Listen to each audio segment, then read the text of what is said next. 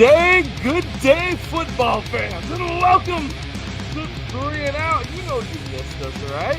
Welcome back, baby. 3 and Out has returned yet again because we keep popping up like a freaking Jack in the Box. I just got the flashback. Right? Come on, guys. Can anybody go with me here? You know, great job, a-hole. Now I look like a freaking Jack in the Box.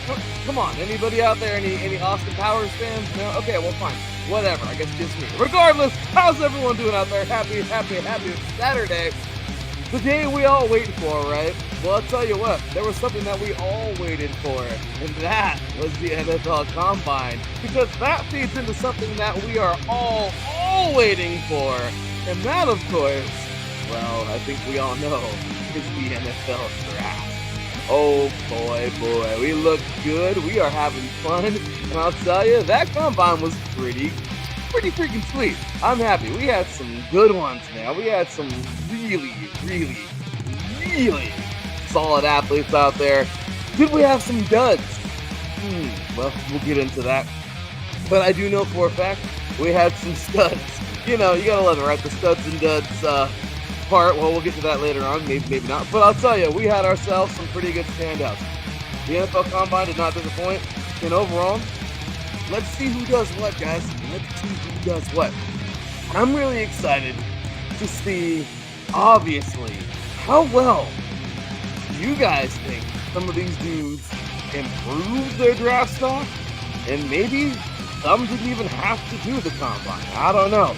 But I'll tell you, we got ourselves all kinds of goodies today, man. We are live for the first time on Twix this morning. That's right, y'all. IE Sports Radio is on freaking Twix. That's how we do it, man. So, we are here. We're ready to rock and roll. And I am in full force here, man. I got my boy, the Mel Kiper of IE Sports Radio, if you will, Mike Patt here with me. He's going to be joining in a few minutes. We got ourselves a jolly good show, so get your monocle. I'm just gonna get you some delicious coffee. I don't know, get you a beer at 10 in the morning on the East Coast if that's your thing. At 7 in the morning on the West Coast is even worse, so hey, whatever. Anyway, just kidding, don't drink and drive. Ladies and gentlemen, you are now tuned in live to 3 and Out right here on IE Sports Radio, your direct feed for all that is sport.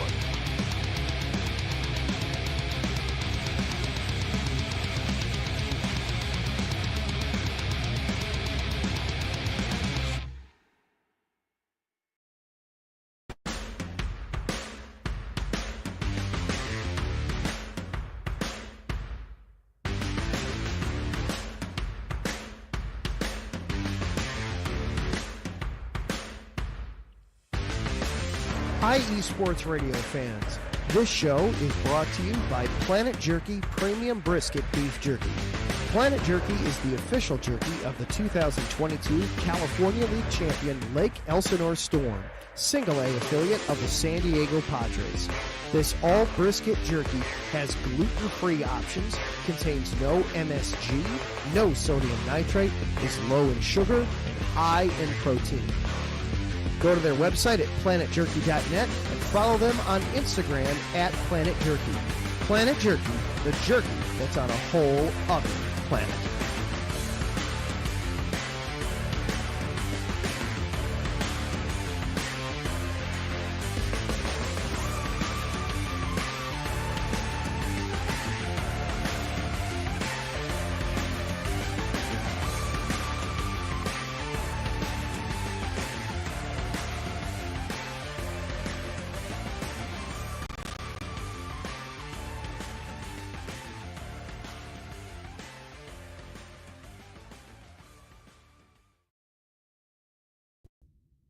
Rise and shine. It's 4 a.m. The stars are still out. The sun is beneath the horizon, but it's time to punch in and go to work. The comfort of your warm-ups turns into the grinding out of your reps as the clinking and the clanking of the plates create a symphony of euphoria. There's no other feeling like it. Earn it, burn it, and take what's yours. IE Sports Radio has proudly partnered with Vital Apparel, a brand that not only fits great, but also promotes and donates to mental health research.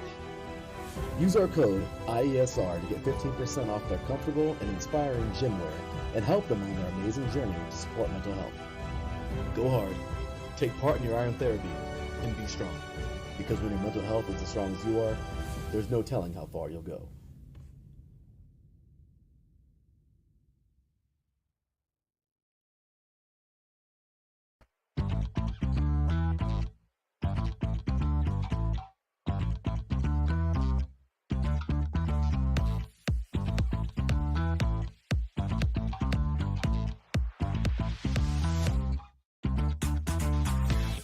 Hey there, IE Sports Radio fans. Be sure to check out our sponsor, Seal the Deal Wax Seals by Cecilia B. You just finished your very own wedding or baby shower invitations and you're looking for that extra special touch?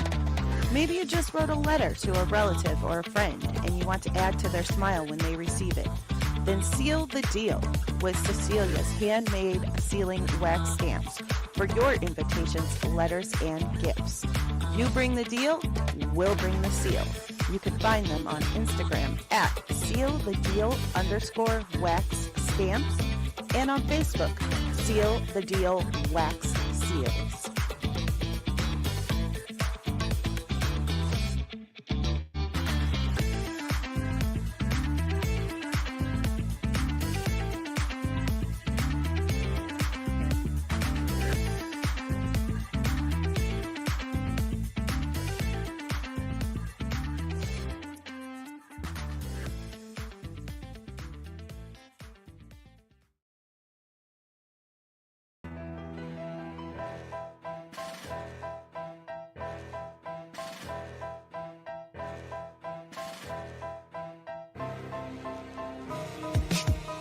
For the last 10 years, IE Sports Radio has been bringing you amazing content ranging from interviewing legendary athletes, coaches, and other authorized media personnel to building tailor-made shows dedicated to all major sports cities around the country.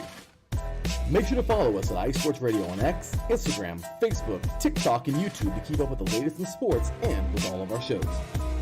Also, make sure to check out our daily updated website at iesportsradio.com. At iesportsradio.com, you can see our daily show schedule and check out all of our show pages with personal bios to learn a little bit more about each of our awesome hosts. In addition to our show pages, you can catch the iSports Radio blog, Hall of Fame, Fans of the Month page, and our merchandise shop including t-shirts, tank tops, caps, long sleeves, hoodies, and more. For now over a decade here at IE Sports Radio, we've continued to be by the fans, for the fans, and we thank you all for your support and for making IE Sports Radio your direct feed for all that is sports. That's right, ladies and gentlemen. IE Sports Radio, your direct feed for all that is sports. Welcome back, everybody. Good morning, good morning. Like I said, it's Saturday, y'all. March 8th, 2025. How in the hell did we get here? I'm in my 30s. I mean, have you ever thought about that sometimes, guys? Where you're like, wow, like, you know, I know, right? Well, guess what? I'm sure that a lot of our athletes thought the same exact thing because guess what? One day they're in the park playing the game that they love, and before you know it, they're in high school playing with pads on, and well, before you know it, they're going to college, and hey, now they're at the combine and they're looking at a possible NFL career. It's crazy, right? I mean, this is kind of how things work in life. It just tumbles. I'll tell you right now, I'm very excited for today's show, man, especially to bring on our boy in a few minutes, Mr. Mike Patt. But, of course, big shout out and thank you to our awesome, delicious sponsor, Planet Jerky, premium brisket beef jerky. The jerky that's on a whole other planet. Even Blue likes Planet Jerky. I'm just kidding. Don't give animals jerky. Or at least cats. But anyway. But we all love Planet Jerky, all right? Delicious. Of course, big ups to Vital Apparel. Showing love, mental health, mental awareness. Show them some love, man. VTapparel.com, IESR code. Use it, 15% off. Help them in their journey to support mental health. And, of course, help us here at IE Sports Radio as well. Big shout out to Seal the Deal Wax Seals, my beautiful wax company. iSportsRadio.com/Seal the Deal Wax Seals. Check it out. Awesome little wax stamps, actually. She just worked on the backs yesterday. Pretty sweet. And, of course, Check out all the places you can find IE Sports Radio and our podcast down here.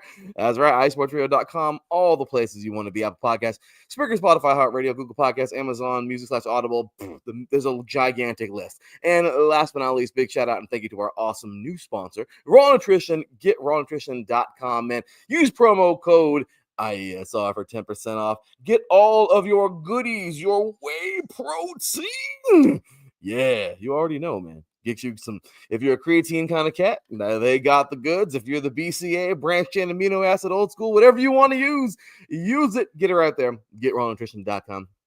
Big shout out and thank you. Chat room is bumping, but I can't go any further, you guys. Can't go any further until I bring on my dude, man. He, of course, is, as I always say, the Mel Kiper of IE Sports Radio, because this is kind of what he does here.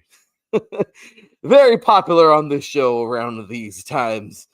Gotta have him during the regular season, but he has his hands full with 2 NFL teams during that time, so don't know if I want to bug that man. But I will say, ladies and gentlemen, welcome me here to join us to talk about the recap of the NFL Combine, and of course, talk some NFL free agency. Oh, there were some sparks flying, right? Yeah, some good stuff. And don't forget, the NFL New Year's not even here yet. That's next week. So we're going to have ourselves some fun. Ladies and gentlemen, welcome in here the host of Let's Whine About DMV Sports, who will be on later on tonight in just about 11 hours. I count things way too much. Anyway, with that said, ladies and gentlemen, welcome in Mr. Mike Patt. What's going on, brother? How you doing, man? I'm doing good, Larry. You got the number right, 11 hours. And yes, while I do appreciate being called the Mel Kiper of the network, I would like to note that my hair is a heck of a lot better. I love it. Yes, it is. It's got the little wave thing going on, Yep, you know? yep. It's 100% real. There's no question about it. Mel Kiper, I think you got to question it at this point. Yeah, I totally. I mean, you even got the beard to go with it. It all yeah. connects. It's just, yeah, Mel. Sorry, bro. I don't know, man. I don't know. I just, we can't compare here. Just can't do that. Yep. Let him know. If Mel Kiper was in the draft, his hair would be a question mark that we'd have to discuss. Damn, the measurables there just may not add up. Might be a character red flag right there. Oh, no. Poor Mel.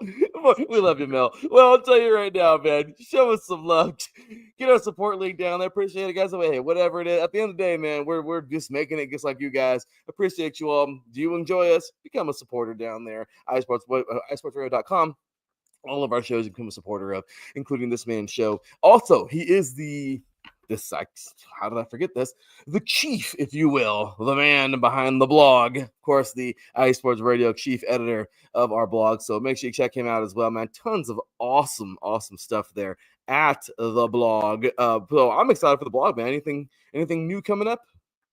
Yeah, 2 new posts by some guy. I think Larry, I think is his name. A couple of new posts that should be out in the next 3 days by him. So do head on over to the blog through the website, iesportsradio.com/blog, and you'll see his stuff coming up shortly. You guys don't want to read that crap, but I'll tell you.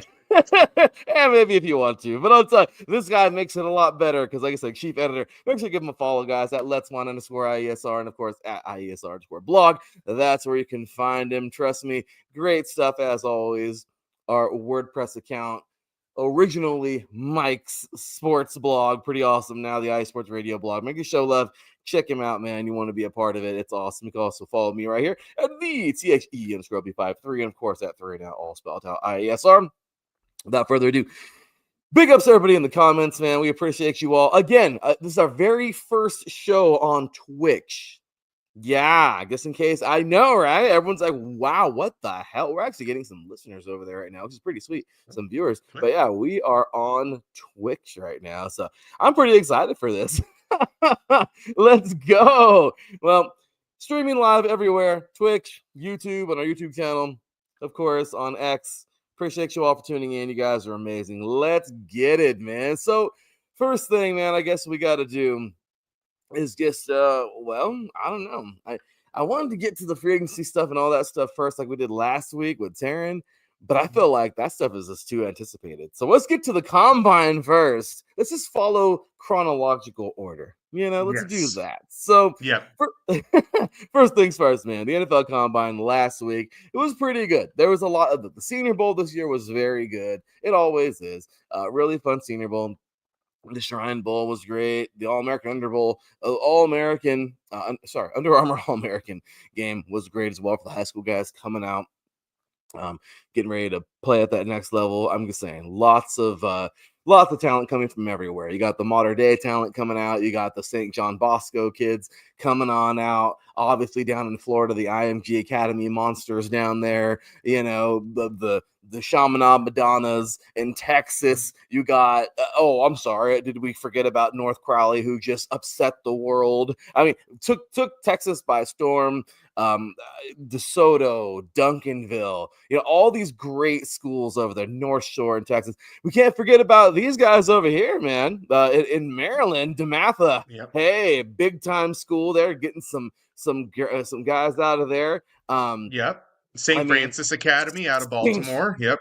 St. Francis Academy, probably one of the, most decorated freaking programs in all of the USA, man. Amazing. These guys have done their thing. How about Archbishop Spalding? These guys out of Maryland. The Maryland state champs this year. That was pretty cool seeing them get that done. So yeah, out of what is it? Severn? How do you say it? Severna Park? It's Severn, Maryland. Severn. Severn, Yep. Maryland. Severn. Yeah.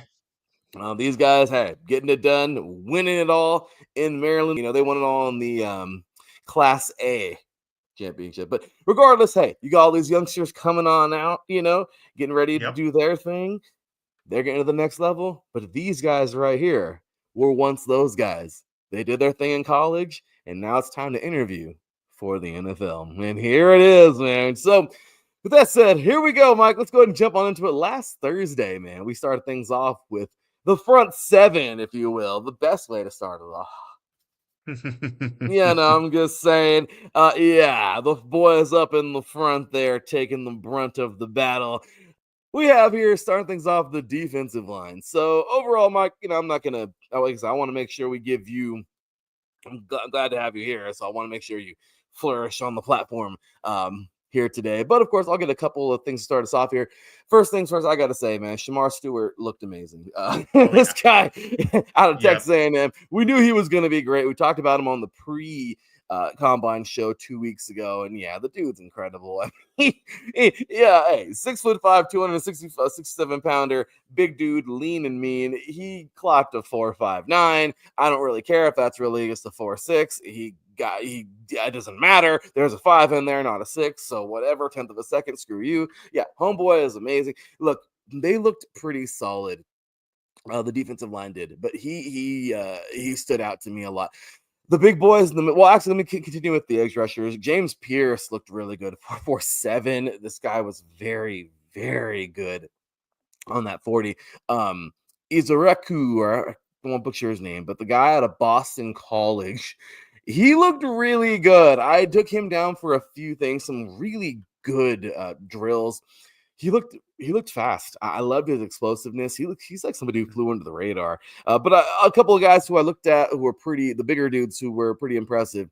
Ty Robinson, obviously, out of Nebraska. 4.83. Let's go. Big man moving, looking strong as well. I'll pull up their bench reps in a few minutes. And also, Derek Harmon, a guy out of Oregon who I followed him a lot this past year, and I knew he wasn't going to disappoint. The guy looked like a machine. So I'll tell you right now, those were my top 4 standouts. I know there's more, and hoping Mike will add to that. But what did you think, Matt, about the defensive line, both edge and interior? Oh, this is an incredible group, and they showed out. Obviously, you mentioned James Pierce with his blazing speed. Donovan, and again, I can't pronounce his last name either, so don't feel bad about that one.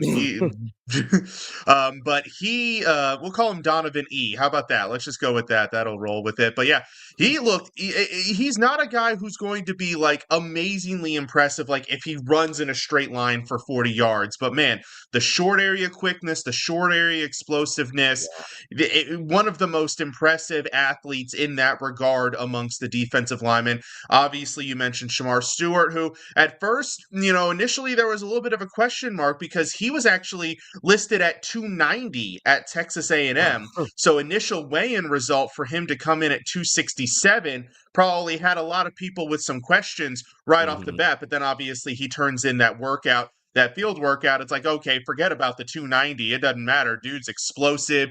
Dude has incredible athletic potential. Oh, yeah. It does raise the concern, though. Why wasn't he more productive at Texas A&M? Only 4.5 sacks last year with that type of physical tools. What do teams have to do to unlock that potential? Obviously, you mentioned Derek Harmon. I was also impressed with big man Alfred Collins out of Texas. 6'6", 332. Talk about some beef. That man brings some beef to the defensive line, but showed good lower body control, good lower power, good short area quickness. Again, not a guy who's going to burn it in a straight line for 40 yards, but a guy who in his role where he doesn't have to run 40 yards straight, he just has to shoot one way, maybe a couple yards and then upfield a little bit. He's got some pretty impressive tools. A lot of teams are probably still going to consider him more of a run stuffer than a pass rusher, but all it takes is getting that one team to look at the tape and go, maybe we can unlock this pass rushing ability, and he'll start jumping up the boards. Obviously, you mentioned Derek Harmon, incredible. Ty Robinson had a great day. Also, CJ West out of Indiana, not the biggest guy in the world at 6'1", 316, compact, short build, good power, ran a sub 5. You always want to see that out of your D tackles. This was a really impressive group overall. One guy, I will say, if we're doing that, did not have a great day and probably lost himself some draft positioning, and that was Nick Scorton, Shamar Stewart's teammate at Texas A&M. And again, you go back to those measurements, another guy who weighed in a lot less than people thought. He was listed at 280 at Texas A&M, came in at 257, and then didn't show a lot of corresponding bend and flexibility to go along with that smaller size. Now, if he had had those attributes at 280, people probably would have been, a little bit more forgiving. But at 257, you're usually not winning in the NFL with straight power at 257. You need to bring the other stuff with it. And the fact that he doesn't necessarily have that top-notch size and power or that top-notch bend, that's going to be something that teams are going to question through the rest of the draft process. That's a hard one, isn't it? It sucks when you go, and this is why, and this rings, and I hate this, because this begs the question, and I don't want to get into this. I know we're going to take forever on it, but I will say this, if we could, no, it'll be hard, but this is why, and honestly, it sucks. Some players in the past, like I said, you talk about the studs and duds, unfortunately, some players are just like, screw it. I'm not doing the combine because I don't want, you see what I do on the field. And here's the argument. You see what I do on the field. You've seen me in pads. You've seen me in competitive games versus competitive teams. You've seen the finished product. Why do I have to go out there in compression wear? You know what I mean? Compression shorts and a compression, Under Armour, and dry fit material. Why do I got to go out there and showcase what you want to see to sell tickets in the stands, right? I mean, this is the argument, right? I mean, this is the actual argument. Why do I got to go out there and do all of this when you've already seen on the field? Why do I need to go throw like Shedeur Sanders? Why do I got to go out there and see? A lot of guys are like, no, it's going to help me. This is going to, they're scouts. Everybody's here. This is a spectacle. I need to go out there and make a bigger name for myself. And others are like, no, because what if I do go out there and look like him, unfortunately? And are you serious? Is something that's not gonna is something that we don't even do, t-shirts and shorts. Right. How is that actually gonna play a role in affecting my draft stock, even though it does? How the hell are you gonna let that affect my draft stock when you've already seen the finished product on the field? And that's a big one, right, Mike? I mean, so how do you address that?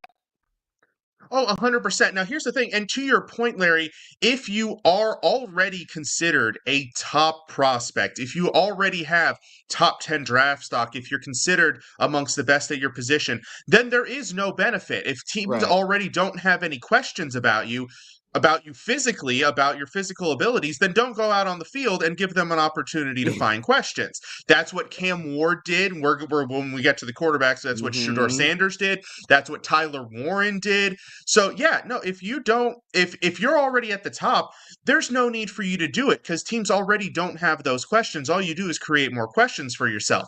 The main benefit most guys at least should get out of the combine is the fact that you get all 32 teams in one place. Yeah. All representatives from all 32 teams. You can talk to every single team out there. You can do interviews. You can interact with people. That should be, as a player, that should be your big benefit. It's essentially for you a marketing opportunity. Let me go talk to these teams, especially maybe teams who haven't seen me, haven't talked to me yet, and go, hey, my name is Larry B. I'm a defensive lineman from Pazucaville State University, and, do all of that. Now, I'll always say the combine has zero impact, in my opinion, on whether you're going to be a good player in the NFL. Right. It really does not have much to do with that. Like you said, Larry, it just impacts what teams think of me and how, my draft stock can go up and down, which gives it a great opportunity for lower rank guys. Hey, right now I'm only projected in the 5th, maybe 6th round. Let me see if I can go out there, show them what I can do, and maybe that'll help me. It works out for some guys. It doesn't work out for other guys. But at the end of the day, whether you get drafted in the 1st round or the 4th round, the 3rd round, 6th round, undrafted, it only affects your first contract. And, all you need is that opportunity. You get on that team, you put the work in, you do what you can do, and then that's how you parlay the second contract, which that's where the big money comes in, which we'll talk about with free agency in just a little bit. Yeah, we will. We're going to definitely get to that. Big ups to our chat room, man. Mr. Adam Karnick jumping on here. What's going on, Taryn? Big ups to here we go. Oh, Mike's. And that says, Mike, I need to know what lineman, what LT or DE looked good at 10. Yeah, well, the Chicago Bears are just... Anyway, let's continue. Those poor Chicago Bears. I don't even know what to say, but of course, we got Taryn here putting in some of his. You guys can check out some of his standouts here. So big ups to Taryn, man. Thank you, good sir, for throwing in your 2 cents for all of our picks here. But yeah, man, he's the man. Appreciate you, Taryn, for jumping in there, man. Jen B, what's going on? We got Ralph Khalees up in the house. Shouting out to all of our awesome people up in here, man. We have Adam Karnick again saying, if my D-line is needing to sprint 40 yards, something has gone horribly wrong. And see, that's another thing. That is a fair point. That is a very fair point. And that's another. It's another thing, right? It really is, Mike. Because realistically, some people will say that too. And we were talking about that in the iSports Radio chat on Band. Right, we were talking about that last week. Like, okay, there's some things where, look, I can give a damn if my wide receiver can bench 225 25 times. I need him to get the hell down the field and catch the freaking ball. Okay, 100%. I mean, and that's 100%. Right. At the same exact time, I'm more concerned with my defensive line's 20 speed, not the 40. Can you get from point A to point B of the quarterback or the backfield in freakishly fast time? As we always heard, you have 3 seconds, and that was the way we always have one-on-ones in college. If you did not get there on 3 seconds, that was it. The fight stopped. Yeah, that's it. You're not going to be out there fighting, still throwing moves. He threw the ball. Yeah. What are you still fighting for? There's nothing there. Like that, it's pointless. So the only thing that's there is a roughing the passer penalty. That's about it. And trust me, when you get that, it's a little frustrating because you lost. You're mad that you lost. You still get back there.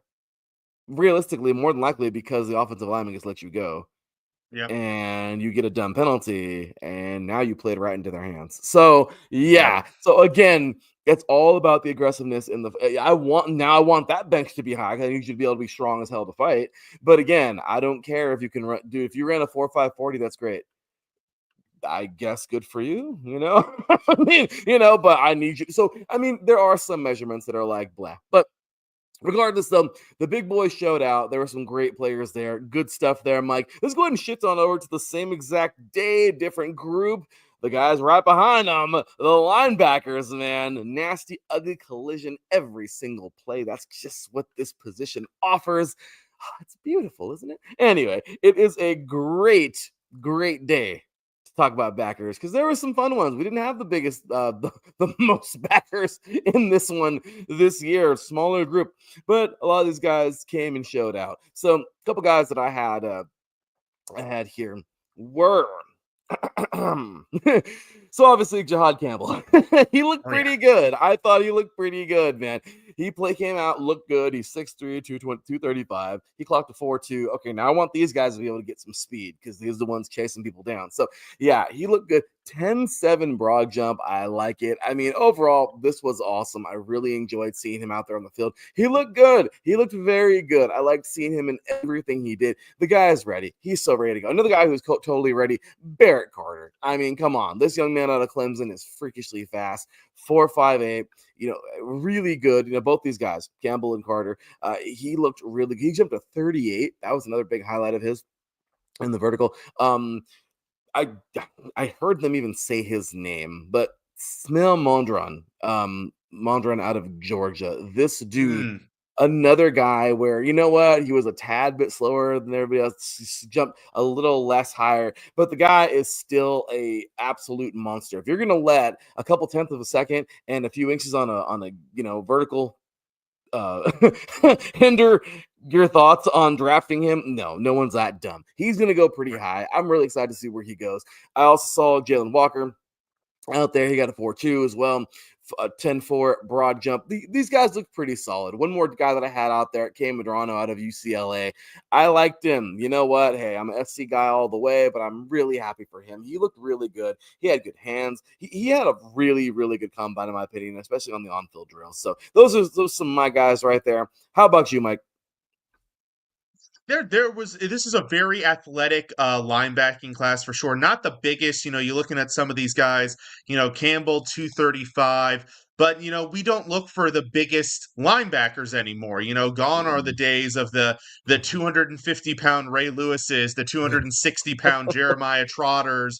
Those big thumpers aren't what teams look for. They look for the guys that are freakishly athletic, explosive, can do multiple things on the field. And that's what a guy like a Jihad Campbell, who, like you said, showed out, like a Jalen Walker, that's what they bring to the table, is that they fly around the field. They can do a whole bunch of things. They can blitz. They can drop back into coverage. They can do it all.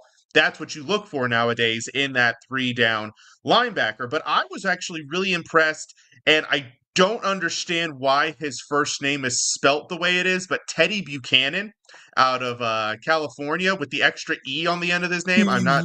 I'm not. There, maybe there's a different pronunciation there, but for him, again, to your point and what we've been talking about, not the greatest in a straight line, but phenomenal vertical jump and broad jump, which to me is just as important for a linebacker because you have to be able to explode through those holes and, get into the backfield, and showing that explosiveness, that power. Also 26 reps of 225, showing that strength as well. So this guy is going to have some power behind him in the NFL. I also really like Danny Stutzman. He showed some very nice quickness, short area quickness, being able to move in that small little area, which linebackers, especially in that the 3-4 scheme, especially particularly when things kind of start to close around and you're now you're in a box, you're the ability to like being able to jump, within that 5-10 yard box and be able to secure your guy. So I thought Stutzman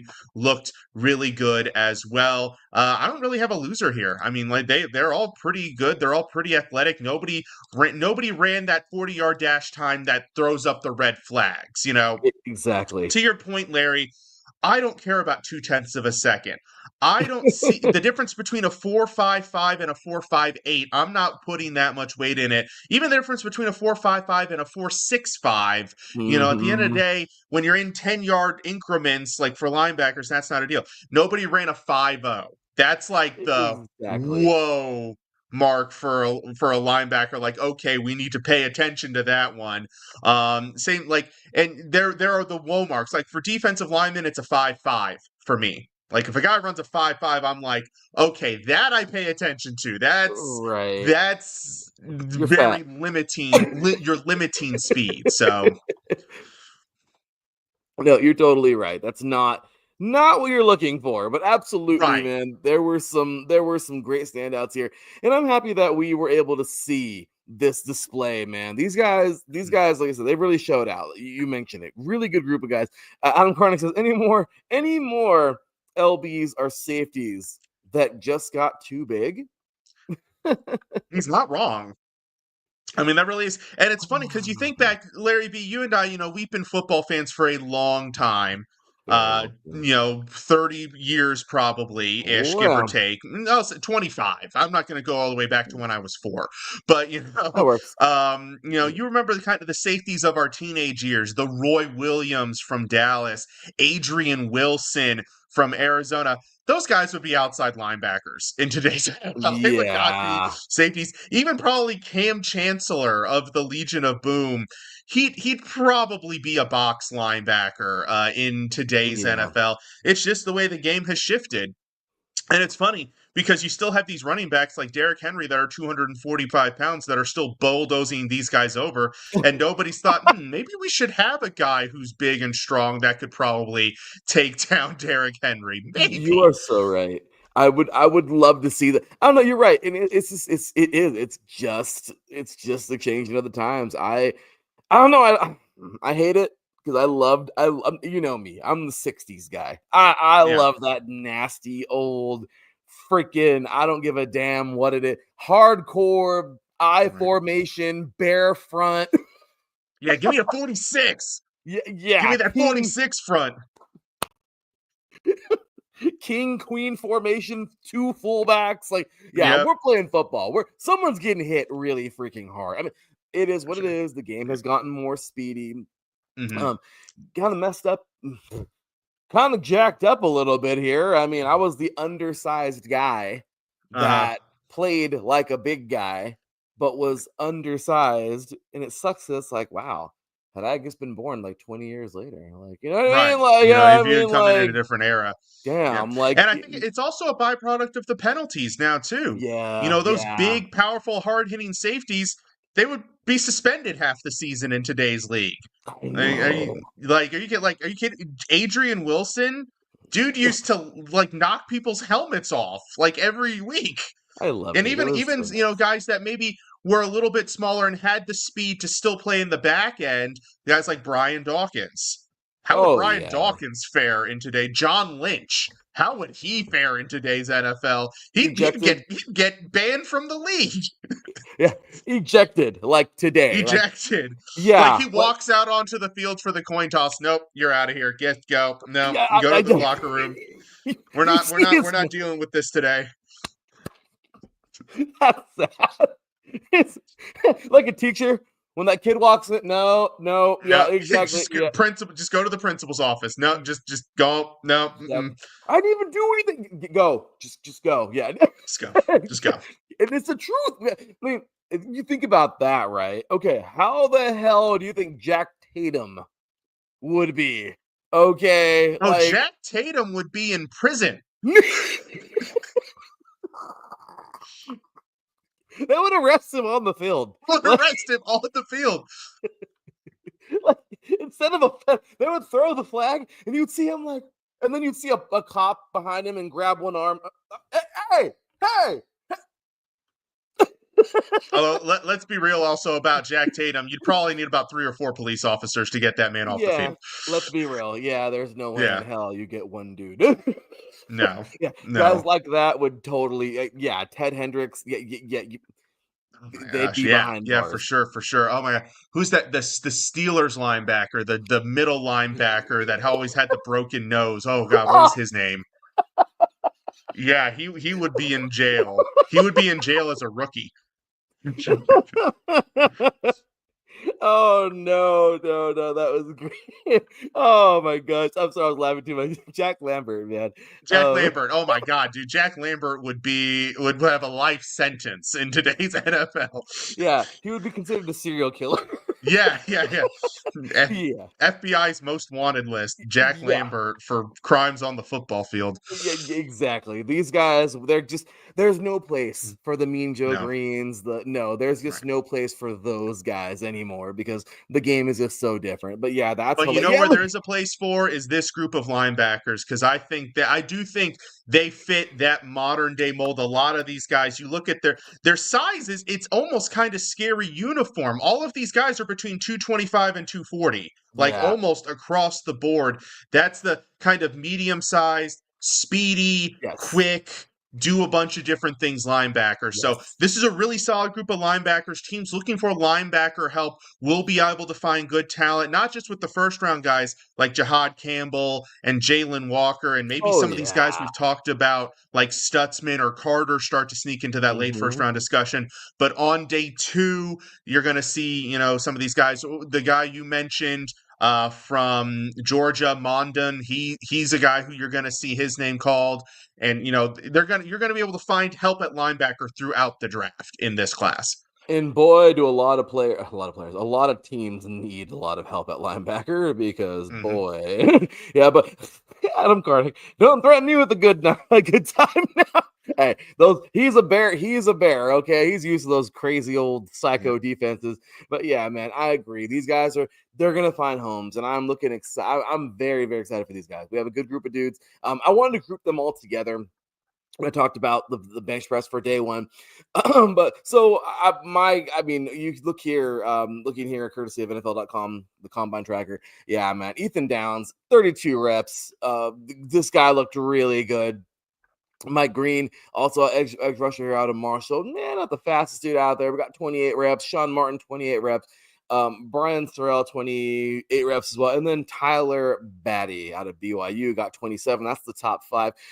Okay, cool. There were some dudes in there. I Like I will said, say, Mike Green, to answer Adam Karnick's question, if you want a D end at 10, Mike Green might be your guy, Larry, if I gotta say. Watching his I agree. performance was at the Senior Bowl, dude was a monster. I don't care that he came out of Marshall. This guy's gonna be a really good player. He's got surprising Mhm. power for his size, incredible speed. That's one of the guys. If the Bears, to answer Adam Carter's question, if the Bears were to look edge rusher at 10, his name is there, probably along with Michael Williams from Georgia, and probably I think you got to put, after his combine performance at least and the potential, I think you got to put Shamar Stewart in that conversation as well. Oh, that's for sure. Yeah. Great athletes there. And yeah, looking at these guys, like I said, in that first group, man, it was a great day in the first day. I could totally see Mike Green get going. Marshall lost their whole damn team to the transfer portal. So I mean, he was one of the only guys really left. But really great stuff there out of the defensive ends. D tackles, we had some Jordan Phillips out of Maryland. I think you know him just a little bit. 29 reps. Yeah, dude is a monster. Played for the Terps last year. Played very, very well. Hmm. Darius Alexander as well, hitting 28. Eric Gregory hitting 28. And then out of the LBs, we had 26 is not bad, as you said. Teddy Yee. Teddy, Yeah. yeah, Teddy Not sure Buchanan. about that one. That's all good. Yeah, but out of Cal, man, 26 reps. The man is a beast. Hey, it's all good. His name's a little different. He's a little different. Homeboy can play. So Nick Martin, 26. We have Demetrius Knight also hitting 22 here out of South Carolina. You have also Nick Martin, like I said, right now out of Oklahoma State. So some of these guys, you know what? I mean, look, I get it. We're kind of going away. 20 years ago, I'd be like, 28 reps. That's it. 20 reps. That's it. But again, it's a different game. It's not, Hmm. it's not what it was. I'm used to seeing 30 something, even low 40s because, Hmm. well, you need to be, but it's just the game has really transitioned to speed. It really has. And strength is still there. You're going to need strength, but strength is something you should already have. Now it's working on getting speed. So, I mean, it's just something. So, anyway, regardless, it was some good stuff. Mike, on to day number 2, man. We go half and half here. We got DBs to finish off defense, and we got tight ends to start off offense. Pretty fun. Yep. So the DB group jumped out on that field and looked pretty okay, man. I got some standout guys there. Maxwell Hairston, of course, out of Kentucky. The guy, of course, right? I mean, the elephant in the room. 4.28. The guy just one of the greatest 40 times we've seen ever. Dude got down and ran extremely well. Looked good in drills, too. Darian Porter out of Iowa State. Clocking a 4.3. We're talking some speed now, guys. We have Caleb Rensall. Look good too out of Tulane. Dude looked pretty solid out there in the drills. I liked what he had to offer. And also Jason Marshall, another guy out of another Florida dude here. Actually, do we have a Florida guy earlier? And regardless, a guy out of Gainesville, Florida. Looked pretty good too, man. I thought he looked good. I like his transitions on the field. Good set of hands for a DB. A couple guys that I had there. How about you, Mike? Who were your standout DBs? Yeah, I think you got to look at Darian Porter. To run that speed at that size, teams are going to look at it. The cornerback group, I've noticed when you talk to teams, they are very into the measurables with this group. The length, the height, the speed. Teams are very much into that over other positions, I've noticed. So for him, 6'3", just shy of 200 to run a 4.3, outstanding length. His arms were longer than some of the offensive linemen that we're going to get to in a little bit here. But Darian Porter looked good. To your point, obviously, Maxwell Hairston running the fastest 40-yard dash.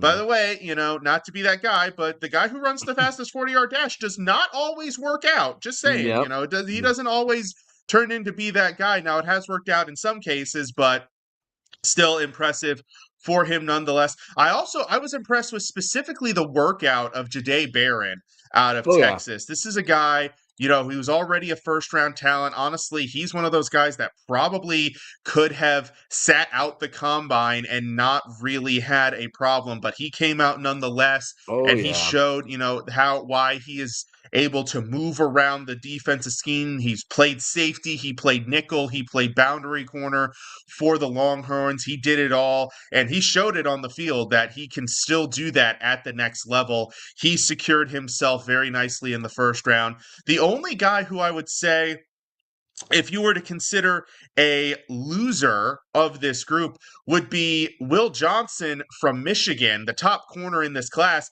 and that's because he was hurt and couldn't play. And all these guys came out and showed out. And now teams are like, and I was going to talk about this in the running backs too. But, sometimes the guys that don't work out, if the rest of your group does really well, now teams are like, do we need to take Johnson in the top 10, or could we wait till day 2 and get an Azariah Thomas from Florida State or a Maxwell Hairston from Kentucky and get something close? So if there was a loser, to say, it would be, unfortunately, Will Johnson, because he's recovering from injury, and all the rest of these guys showed out. They did, and it's a bummer for Johnson, man. You feel bad for it. Freaking injuries suck, man. It's just one of those deals. I'll tell you. Hey, how about those 40s? I mean, again, you're right. The DBs get really grilled, I believe. Oh, yeah. But because it's so true. Think about it, man. What do we always hear is the hardest, and it's the truth, man, the hardest, absolute hardest position to transition from college to the NFL is corner. Yeah. Because 100%. I mean, the rules are different. You got the you got the Mel Blunt rule. Yeah. I mean, you can't seem to do a lot that you could do in college. You have to really change up your game. I mean, and it becomes even more about speed. So it's true. Yeah. By the way, I think we're gonna do something different now here on our shows, and that's starting like immediately, guys. I'm so sorry. It's kind of funny. Ricky and I have recently been talking about like, how do we get more people in our chat rooms and whatever. Well, I did notice something right now. Our X chat room is bumping, but they don't seem to show up here on StreamYard, which is kind of annoying. Even our Twitch chat room, I think we're getting started. But yeah, so I think I'm just going to have my phone open on X in the chat down here. Because, yeah, our boy Christopher Lehman has been putting up some good stuff here, but unfortunately, nothing's been coming through. But now I look on X and I found it. So, so anyway, cool. So anyway, he says here, praying the NFL eminent domains. Oh yeah, eminent domains the Bengals because of RFO is the most inept in the league. Oh boy, yeah. I'll tell you right now, the Bengals have just I don't know, and don't ask about this, Chris. Don't ask about the Raiders are the Raiders, man. I have no. You don't want to know my comment on this? It's the Raiders. That's it. It's the We'll talk about that in a little bit, but it's the Raiders. Do you find anything surprising anymore? Are you guys really? You're surprised over the dumb things the Raiders do? Stop it. Praying the Bengals take Starks at 17, but with Hendricks requesting trade, probably have to go defensive end now, and that's a rough one there. So, you want to address those real quick, Mike? Yeah, no. Well, we'll save Geno Smith for the free agency section. I'll let you. I've got my own thoughts about it, but more the practicality, the objective third party point of view on that one. But yeah, I mean, Starks would be a great pick for the Bengals at 17. I think we're about to talk about the safety, so that's perfect timing by Chris there. Everybody's in a little bit of a state of chaos right now, so I'm not overreacting to like all these trade requests and allowing players to seek a trade because a lot of it is smoke and mirrors and fluff until the actual event happens. The one trade situation that I do think is significant and do think is getting the attention it deserves because I think it's a very interesting and probably a good word to use is volatile situation is the Myles Garrett situation in Cleveland. That's definitely a big one. And with the way he's been talking about the team publicly, the way the team has been talking publicly, that's one that's like, okay, that's a really big deal. We should definitely keep eyes on that. But I think we're still very early in the process, even though a lot of things have already happened. Let's see what the next week brings us for teams like the Bengals that are having this stuff, like the Seahawks, who are obviously having a sudden upheaval, like the Raiders, who have made a couple moves of their own. Yes. Let's give it another week. Let's let the dust settle, and then we can be like, okay, now the Bengals can take Starks at 17, or they go D-end. So freaking true. It is so true, man. So overall, I mean, okay, so what do you think? Corners, safeties, everybody. Who are your guys back there? Like overall for the whole group? Overall, what do you think? Who are those dudes for you? Those dudes for me. So this offensive line class, all of them they seem to have like one nagging question. Like each person has like one nagging thing about them. I am starting to not care because this is a bunch of I use this term every year. This is a bunch of hog mollies. And these guys are big, they're athletic, they're powerful, they have great experience, which I don't think I've ever seen a top group just have uniformly everybody's got 30 career starts, 35 career starts, 38 career starts in college, which is one of my big things with offensive linemen is your experience.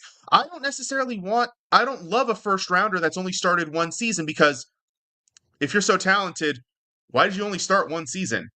In college? Exactly. That's a question mark to me. Unless you're on a team like Georgia, or Alabama, which is pumping out NFL offensive linemen every year, that I can forgive. Like Amarius Mims last year coming out of Georgia, I could forgive that he had fewer starts because he was on a stacked Georgia team. Mm-hmm. But like if you're coming out of say like Cincinnati or Illinois, not to poop on Adam Karnick and the Chi-Town Weekly there, or Maryland, from the DMV or Virginia Tech, and you only have one season of starter and you've been at the college for 3 years, like, what were you doing? No, you're totally right. What were you doing? I mean, I could probably train up and start for University of Maryland's offensive line in next year if I wanted to. So I still have 4 years of eligibility. So, good old Mike. And I'm not that much older than these guys with the COVID stuff now. So Crazy, hey, right? But all these guys have experience, and guys like Will Campbell, Kelvin Banks, Armand Menbu, Tyler Booker, Jared Wilson. I love that. If I were to pick one class that I really, really like, one group in this class, it's that offensive line class and all those guys I mentioned. And I'm glad that we're gonna be getting those guys at the very end, because I just wanna get your Yep. thoughts now on that, because I didn't know. We're getting some peak listeners right now, so I wanted to get that out Mhm. there for sure, but I'll tell you, Yeah. we have ourselves some fun, um, yeah, moving forward, man, into this group. But next up, man, we got ourselves the tight ends, man. Tight end group was pretty good. You know what? They were good on the field, but you said it before, Mike. This is one of the craziest tight end classes that we have seen. So I'll tell you right now, it was it was a fun day to see these guys out there.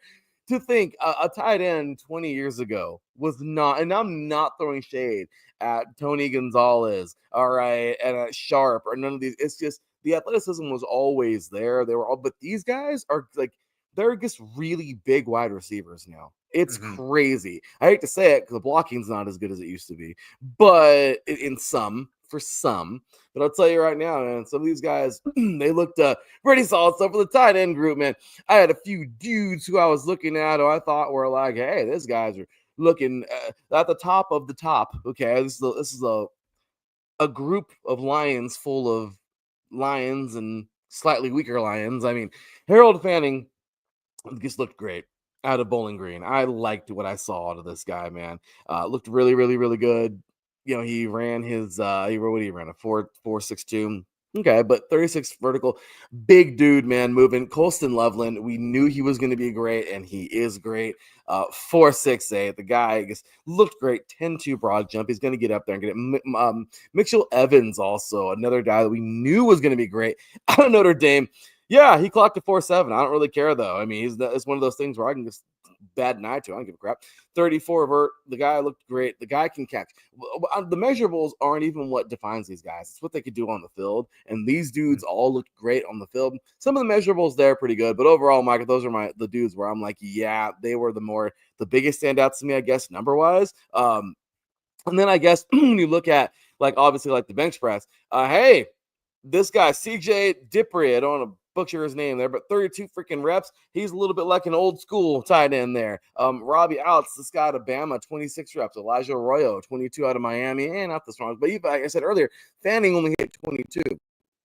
You know, we didn't have a lot of the bench. There was only 5 that did the bench. Jackson Halls, I believe, that was the last one. Georgia Tech that did 16 reps. They didn't. Not everybody even did the bench press. So I don't know, man. What did you think about these tight ends?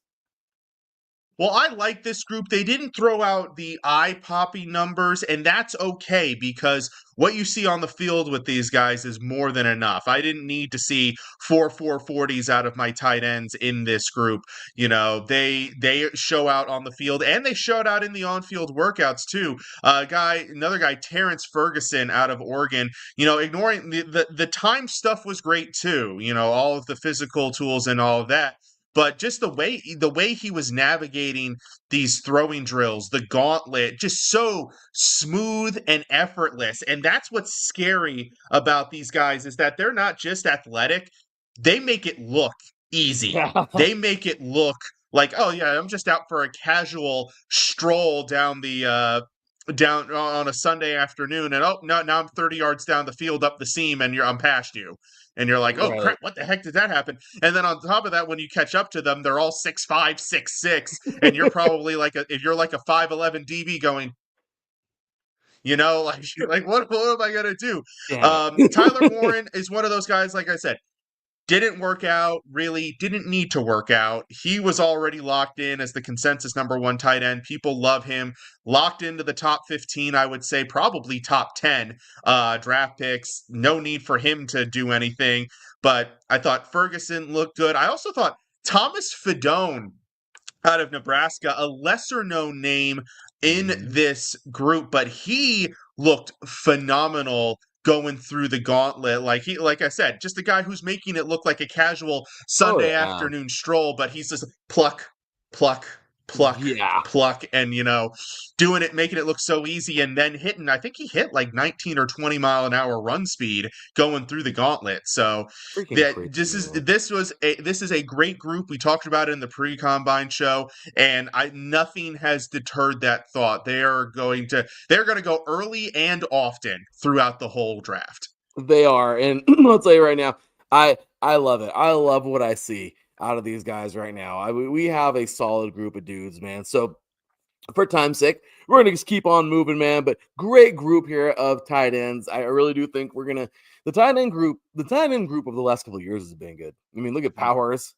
I mean, Raiders. Yep. Mayer out of also from the Raiders. I mean, you see these dudes. These guys are coming to play, and I love it. These tight ends are really they're putting on for Yeah, their group. this So, new wave, Trey McBride, Sam Laporta, these oh young yeah, tight ends. Sorry, Travis Kelsey, you might be old news now. Mark Andrews, you might be old news now, guys. Not George Kittle. George Kittle's insane, and he's going to stay news for his entire career in some way, shape, or form. But yeah, yeah, he this will. new wave of tight ends. I mean, you could argue that Laporta, McBride, and Bowers are three of the top five right now, and I don't think a lot of Yeah, people would fight you back on that. totally. Totally, man. Chris for leaving in the chat, man.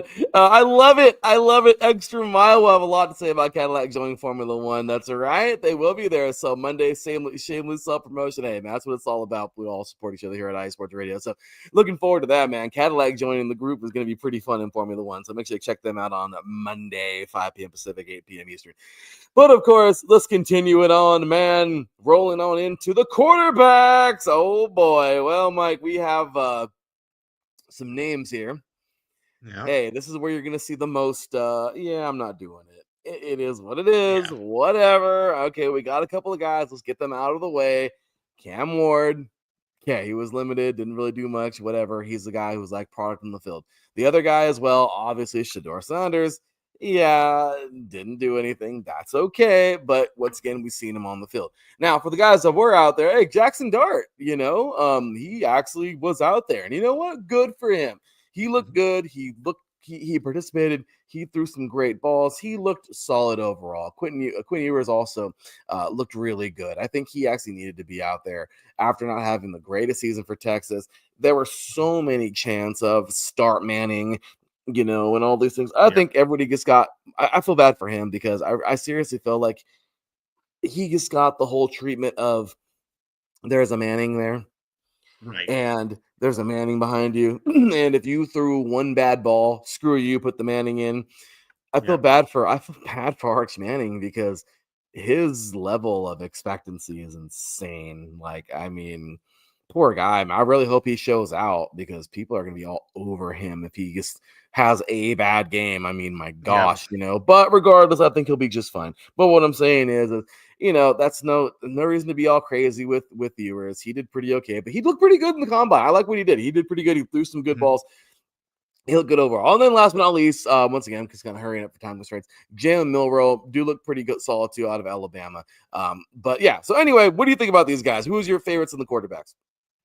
Yeah, I saw a post on X about the quarterback class, and I think it actually kind of summarizes their combine pretty well. This person said the quarterbacks were there at the combine. They were at the combine. They were there. They were there. But that was about it. And like you look at like nobody really like the measurable workouts. The three guys ran the 40-yard dash. Yeah, that was it. Like I said, they were there. Nobody was running, nobody was doing all that stuff. They were there to throw, they were there to talk to teams. Like you said, Jackson Dart looked good.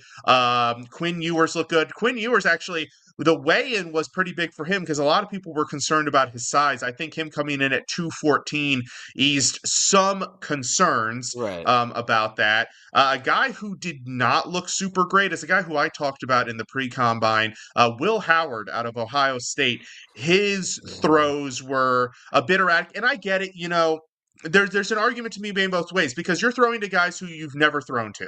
Right. And you're trying to gauge their speed, their positioning, how crisp they're running their routes. Maybe one guy, like when they run the corner route to the sideline, maybe, they round it off a little bit. So it can be tough. So I'm not going to hold that wildly against him. But when other guys are doing it well, like Jackson Dart, who did very well in the throwing, and also Tyler Shao from Louisville. Right. I'm guessing on that last name pronunciation, by the way.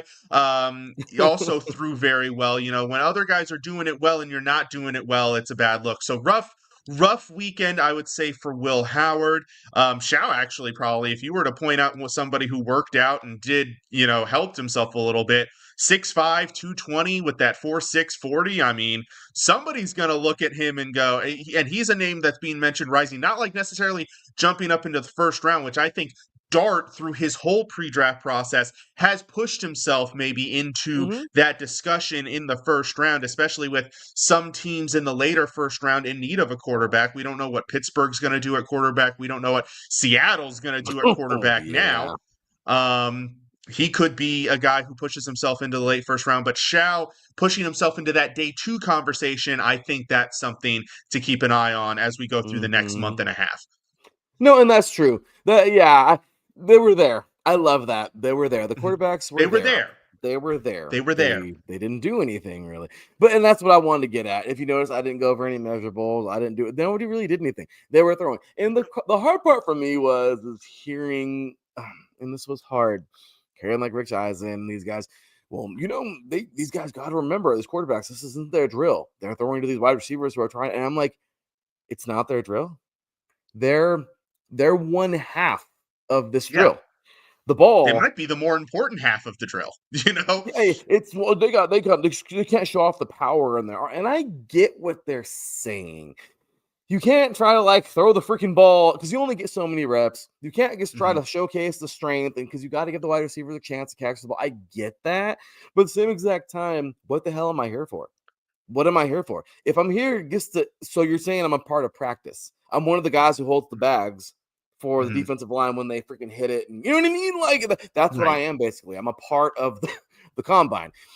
And these guys got to show something off, man. So I don't know. That was kind of hard. It's hard there. But overall, look, we're going to see. We know these quarterbacks can get down. We know a lot of these guys are going to go early.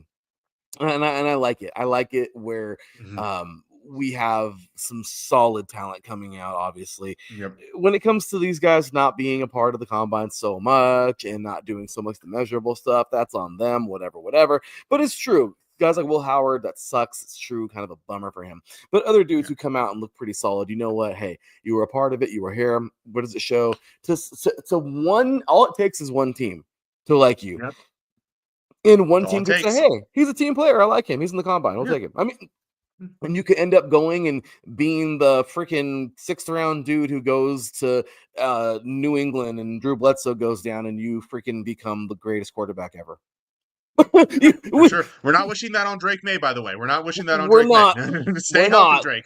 Yeah, please. But again, you just never know. You know what I mean? And you can get picked up for any reason. So, so there we go, man. Let's go ahead and roll on now into the wideouts, man. These guys, there was some definite speed here.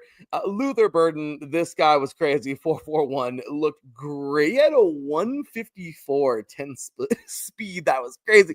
Matthew Golden looked good here. 4.28 in crazy fashion. Makes that top historical combine as everyone's pushing to a 4 flat. I know it's like the thing, right?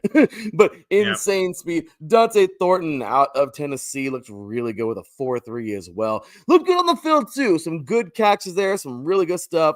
As I said earlier, Matthew Golden really looked athletic. The two guys out of Iowa State actually looked really good. Jalen and Jaden.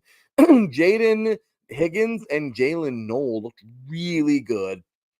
And I think that both these guys actually played a pretty good part in that day. Looked really good. I don't know how many balls they dropped, but they looked really good that day from what I could see. And Monterey Baldwin, also out of Baylor, had a pretty good day as well. I liked him out there on the field. But anyway, again, due to time constraints and all that good stuff, let's take a quick look at our chat room. Salute to you, Marcus Lowe's. Great, having a great show last night.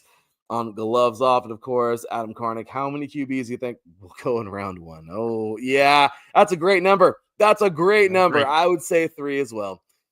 Great. I think if anything, so you have, and we'll talk about Geno Smith maybe in a second here, but at minimum, you have 4 teams in the top 7, 8 who need a quarterback. Now, I'm not saying that's where they go, but one of those teams is going to miss out. One of those teams is going to have a high 2nd round pick. And that team is going to be looking at a team that is missing, some of their draft picks, Washington Commanders, and they're going to be like, hey, Washington, we need to get back in the first round. Here's a fourth-round pick, and Washington will go, okay, and then they'll jump in and get, I think at minimum, that's the scenario where you see that last guy go in the first round. And I do think at this point it's Jackson Dart. But yes, I like that. But back to your point about the receivers, Larry, phenomenal performance by them all around. There's some athletes. There's some big boys. We talked about Tet McMillan entering in the pre-combine show, but there's a bunch of guys. Isaiah Nair out of Nebraska, 6'4". Yeah. Nick Nash out of San Jose State, a guy who was a very productive college career, 6'2". A bunch of guys who are 6'4". But I'm going to talk about the guy who I actually talked about in the pre-combine show because he did exactly what he needed to do. And it probably went under the radar, but it was way more beneficial than a lot of people think. And that's Ty Felton out of Maryland. We talked about this in the pre-combine show. Hey, what's the weight? How big are you? That's a big deal in the NFL. And I'll talk about another guy in the minute who went the opposite direction with that. But he came in and he measured at 183.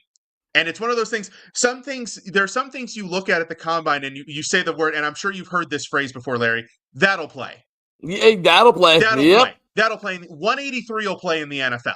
That'll work. And then not only for that to happen, which was the victory in itself, and then to come out and run a 4.37 and actually have tied for the third best 10-yard split. That's crazy, for Ty Felton.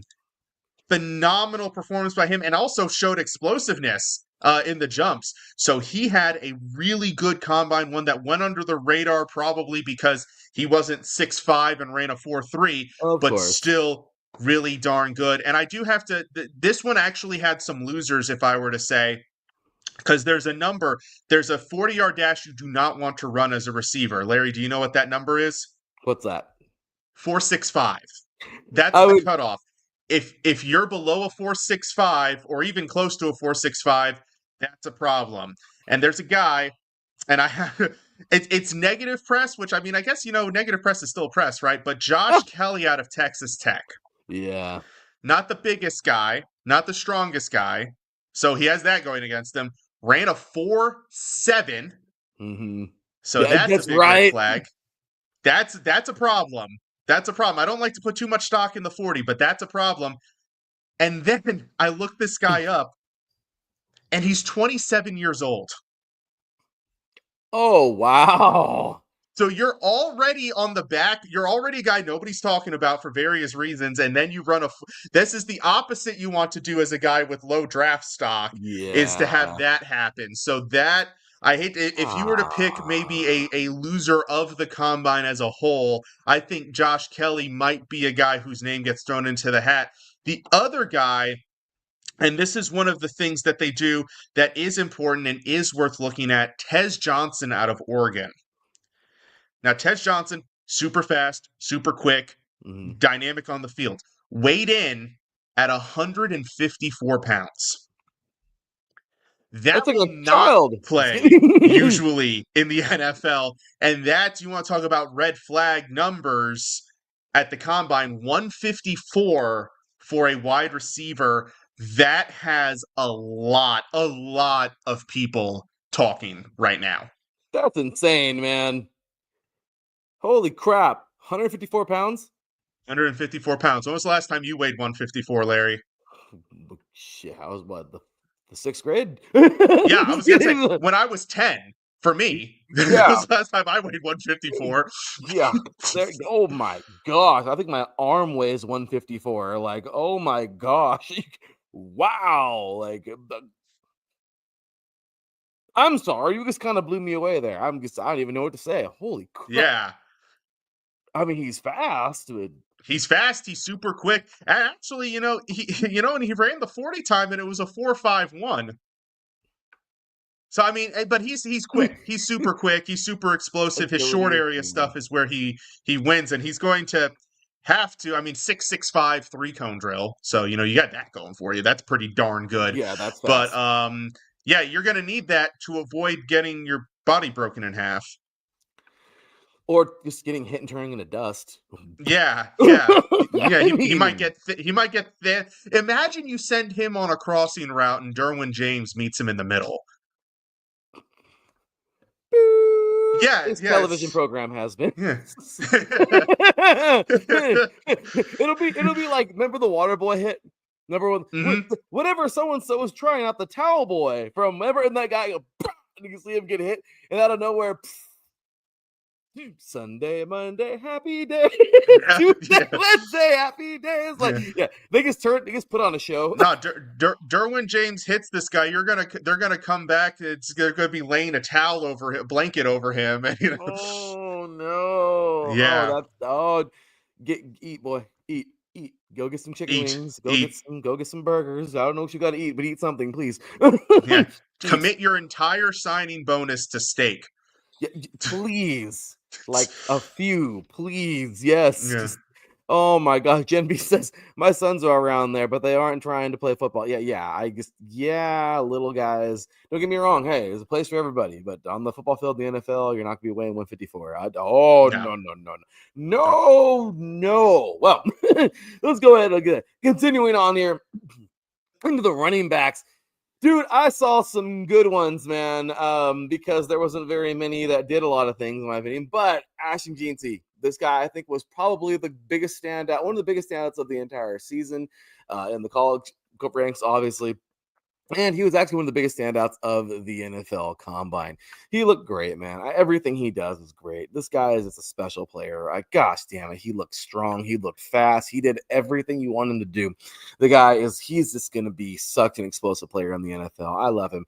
I'm bummed I didn't know him before this in the college. But Bashal Tutton, I think I said his name right, but I think you know him a little bit because he's a Hokie out of Virginia Tech. 4.32 ran pretty good at 206. That's a big boy with some wheels. Also, RJ Harvey looked pretty good out of UCF. There was one more dude who I actually totally whipped on right now. The guy out of oh my gosh, UCF. RJ Harvey looked pretty good. Also, DJ Giddens out of Kansas State. But I don't know, who did you like? Well, yeah, I mean, obviously, I pronounce it Baishul 210, but I'm not. Yeah, there you go, Adam Karnik. He needs a protein. Yeah, lots of protein. Like just forget it. Just fat. Just get him straight fat at this point. Just get a tub a day. Yeah, but no, yeah, and I pronounce his name all season Baishul Tootin, but it could, I'm not 100% sold on that, so your pronunciation could very well be right, Larry. But yeah, phenomenal showing from him, and he for a late round guy, that's what he did it exactly how it needed to be done. Yeah, get people because I guarantee you, scouts. Not a lot of scouts were watching Virginia Tech football this past year. I can tell you that with pretty good confidence based on how I was covering them throughout the season. You're a guy at that school, you do something to get people to go, oh shit, what? Who is this guy? Yeah. And then they turn on the tape for Tootin and they see a guy who was the guy for Virginia Tech, the best player on a bad team who had to do everything. And he still performed great, by the way, despite being only guy. He had a phenomenal season. The only bright spot, and I know about it because I talked about him every week because that was the only thing to talk about.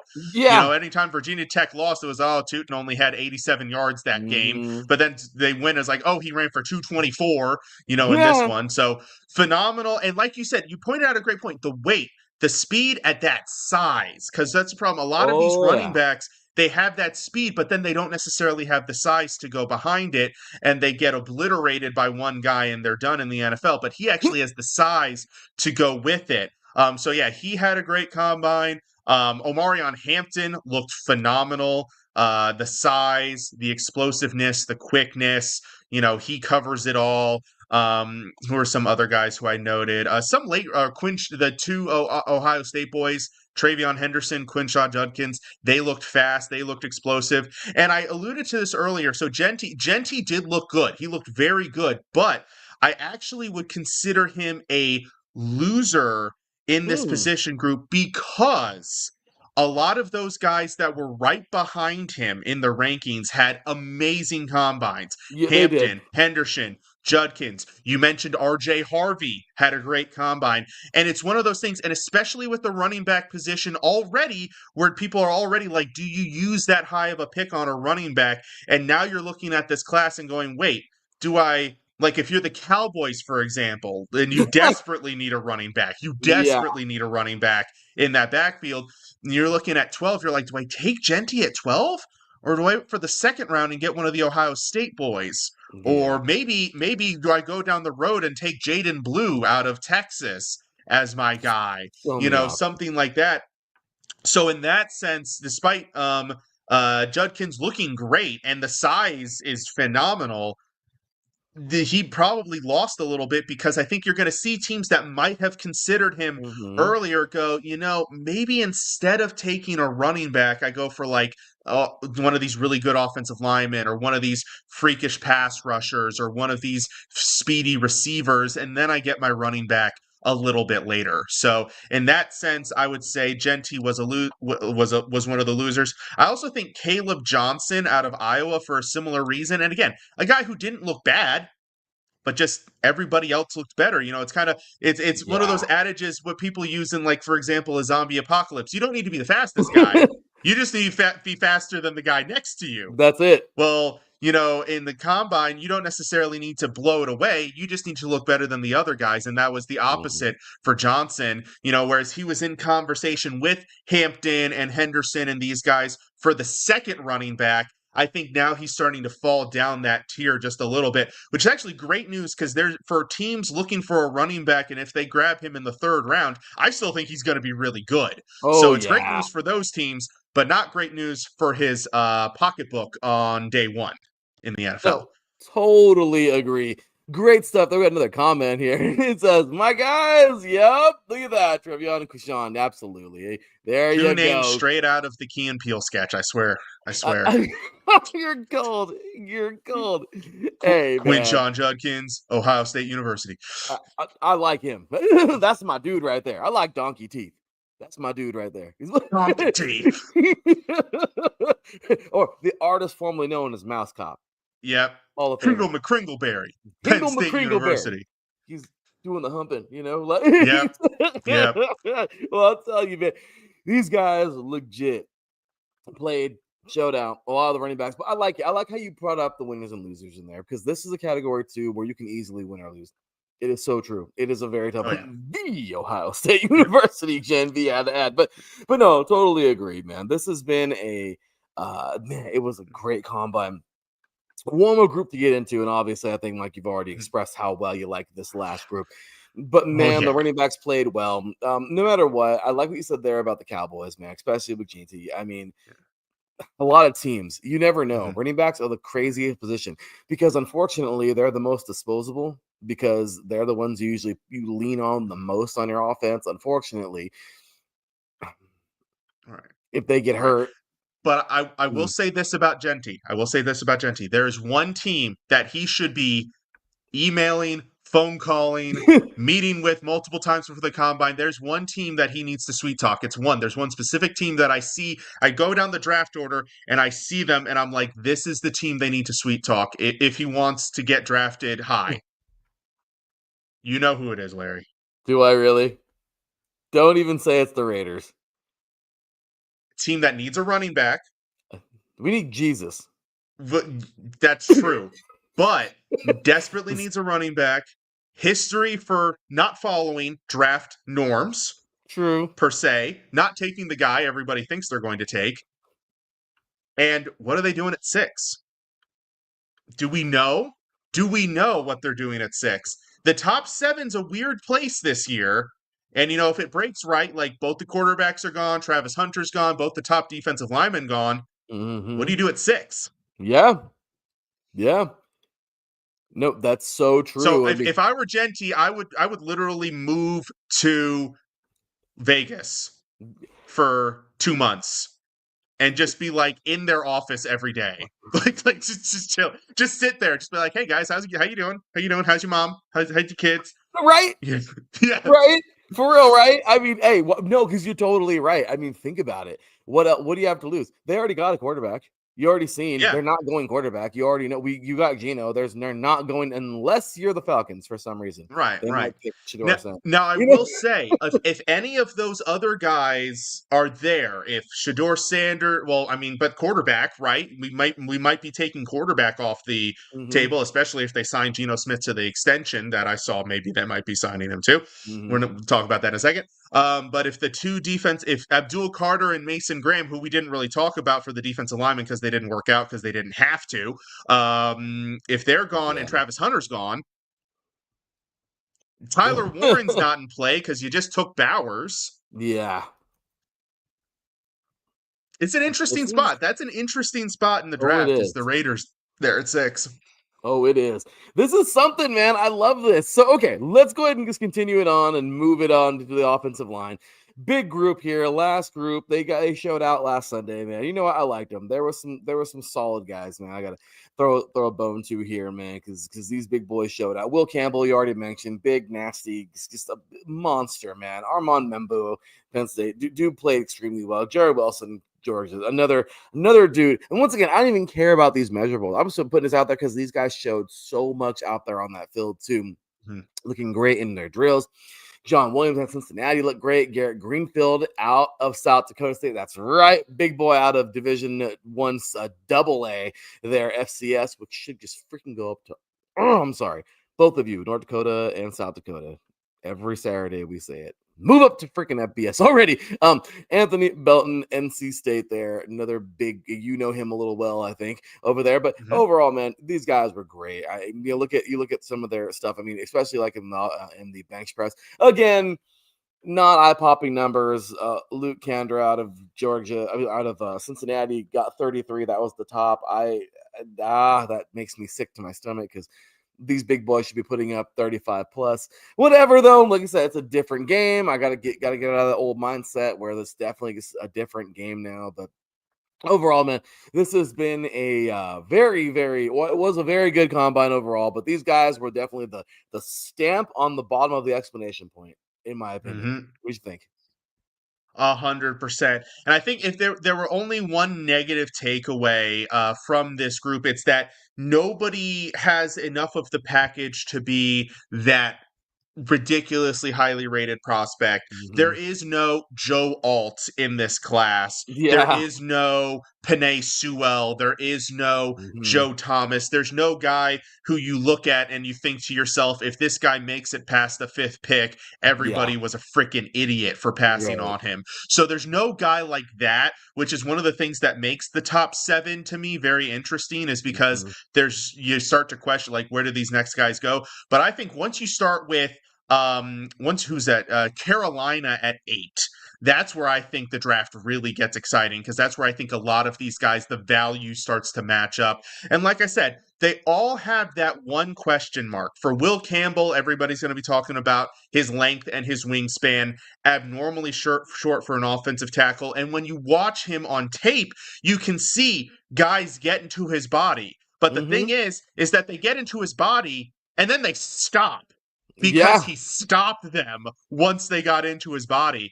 And I Mm-hmm. think, he's got the quickness that guys can't get around his body just being that big. What did he measure at? 6'6", Yeah. 320. So, the wingspan, again, is that one thing that people are going to talk about. For Kelvin Banks, it's his run blocking. Does he have that power, that toughness, that nastiness in the run game? Mm-hmm. For Armand Menbu, is he a tackle or a guard? He could go Yeah. both ways. And then, Tyler Booker, it's the athleticism. It's not elite. I don't really care out of my guards. Quentin Nelson didn't have elite athleticism. He's been the best guard in the NFL basically since the day he stepped on an NFL Oh football field. yeah. So, it's the questions that are going to keep these guys from being those ridiculously good players. But if you need an offensive lineman, this is a great draft to go find it. Mm-hmm. There's left tackles, Banks, I think Campbell could feasibly be a left tackle. Even if you had to kick him into guard, that's fine too.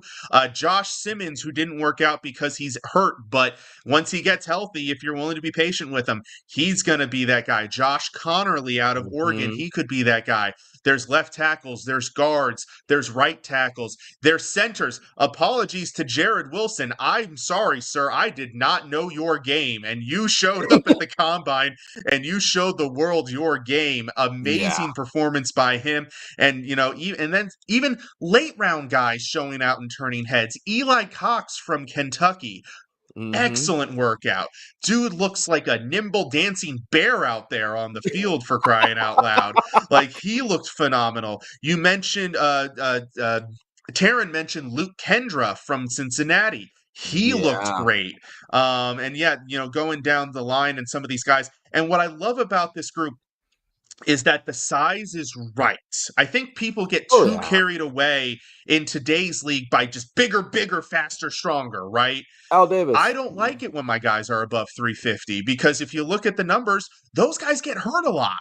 Yeah. Mekhi Becton, who just won a Super Bowl for the Eagles as a guard, why did he land on the Eagles? Because he was hurt half of his time with the Jets. Yeah. Because he's so big. Trent Brown has spent most of the last 2 seasons hurt, even though he was, pretty healthy for most of his career. And you look down this list, and these guys, it's just so much easier for them to get hurt. It's such a big question mark. So looking at the weights, a lot of the guys, and this is the D line too, they were just a little bit lower. Keep it a little bit cleaner, keep that body a little bit cleaner, less stress on those joints. Oh, yeah. And have a big, good, long career in the NFL. But it's a great group. You're going to find starters on day 2.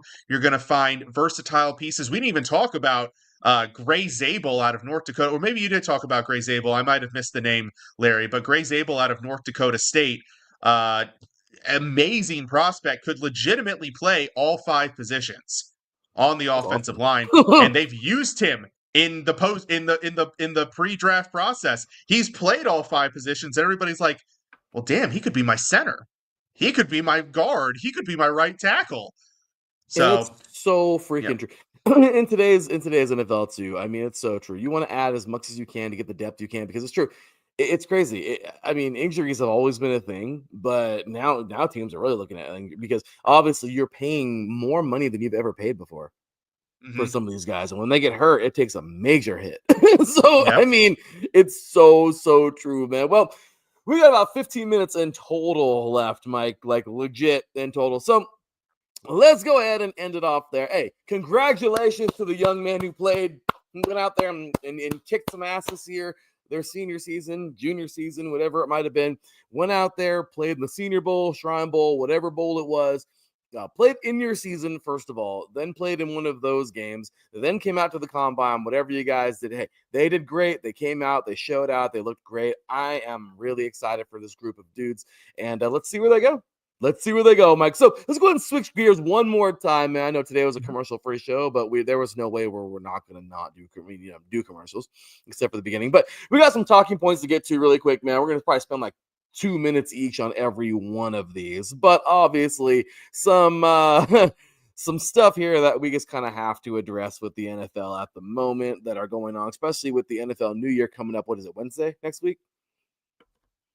I think it actually kicks off on Monday. I saw. Is it Monday? I think it's Monday. I kept seeing everybody keeps talking about Monday. So the 10th. I thought it was the 12th. The NFL New Year next Wednesday, but okay, Monday. Hey, it is what it is. But alrighty. So the big one, man. Obviously, let's go ahead and jump on into these little things that I was making right now. So first things first. Joey Bosa's potential landing spot. Oh yeah, Joey Bosa. They have parted ways with Joey. Well, talk about an Ohio State guy there. Well, he is no longer a Charger. Mike, what you got? Well, the numbers made a little bit of sense on this one. I'm sorry, Chargers fans, but his cap hit was ridiculously high. If you couldn't find a way to get it down, you had to make the move to get yourself some money to solve some other holes on this roster. A lot of teams are going to be interested. My favorite theory I've seen out there is for him going to San Francisco to join his brother. I know our guy Dre for the San Fran show has been lobbying hard on X for him to come on over to San Francisco to partner up with his brother. But I think there's a lot of teams. I think the Commanders could be in play. They need some help at defensive end. And I think, you talk about Cincinnati with Sam Hubbard retiring and then Trey Hendrickson demanding a trade. If all that happens, they have to be looking at virtually every defensive end available on the market. No, and that is so true right now, man, because this has been crazy. I mean, why not just get crazier, man? Because this is big. Where does he end up going? I mean, we all thought Max Crosby was going to be going somewhere, and he stayed a Raider. I think he's going to do the Mike Trout thing, unfortunately. Well, I hope his career doesn't go the way of Mike Trout's at the end there. I hope not either, but hey, Yeah. well, anyway, well, with that said, legal tampering starts on Monday. That's right, dude. Okay. So the chaos starts on Monday and everything becomes official on Wednesday is how it's going to break down. This is all the good stuff is going to happen. So let's have some fun with it. Let's see how we go. But next up, Joey Bosa. I don't know. I mean, look, wherever he goes, but he's bringing a big price tag. Yeah. So, I mean, I don't know. I don't know. Well, let's see where he goes. Any, I don't know. Wild guess, I guess. Maybe one team, two teams.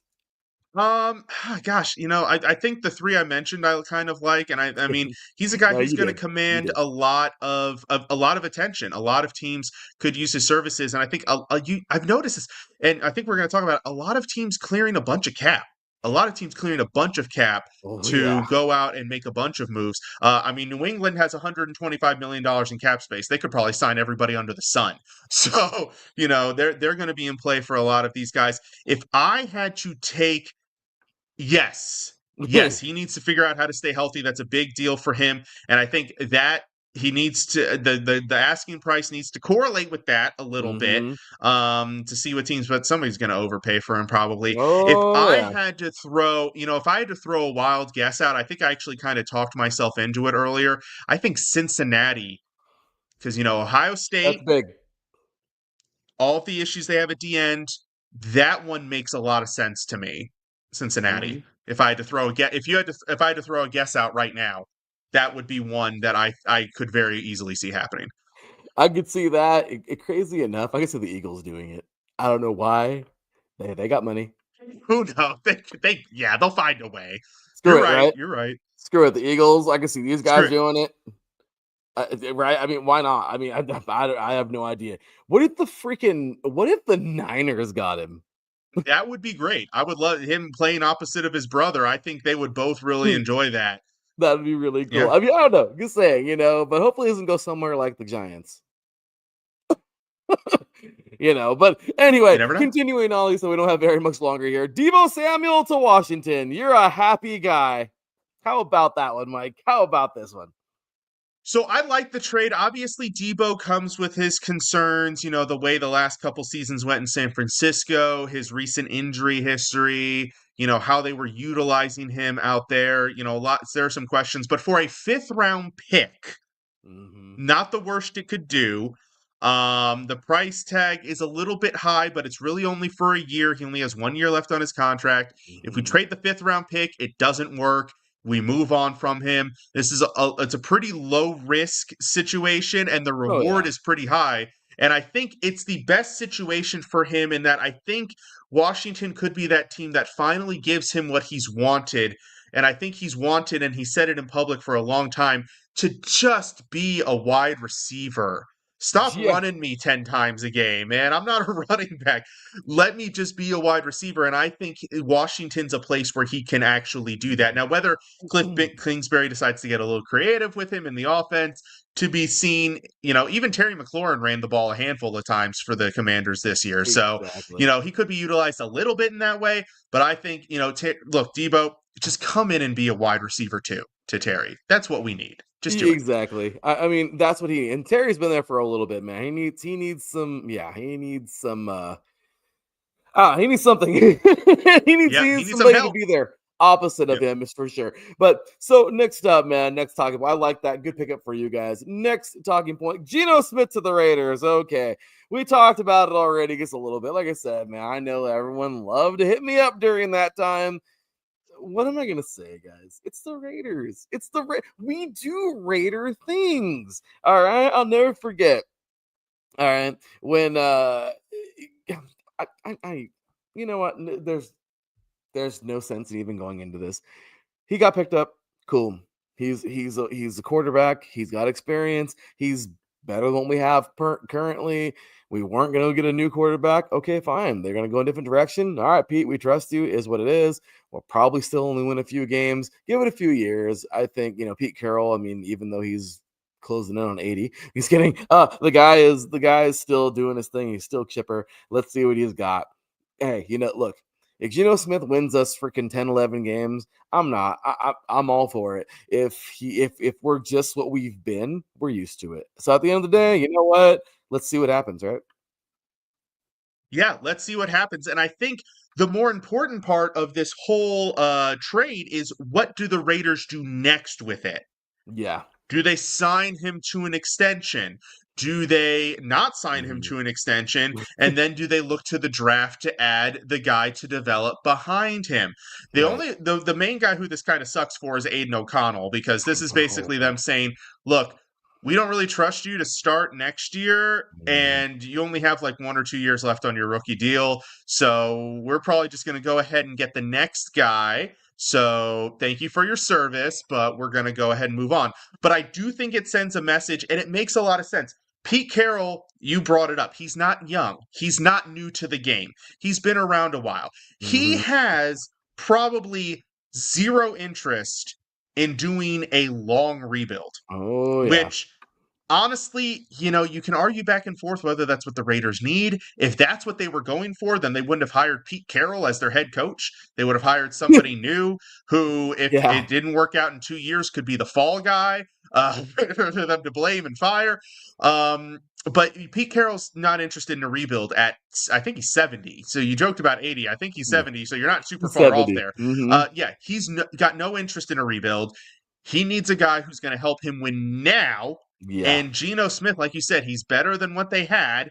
His QBR last year was 93.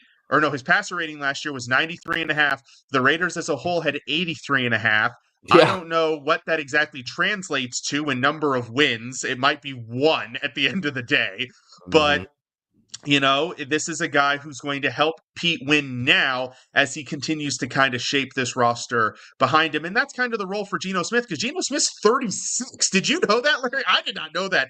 He's 36. He's on his last legs of his NFL career probably as well.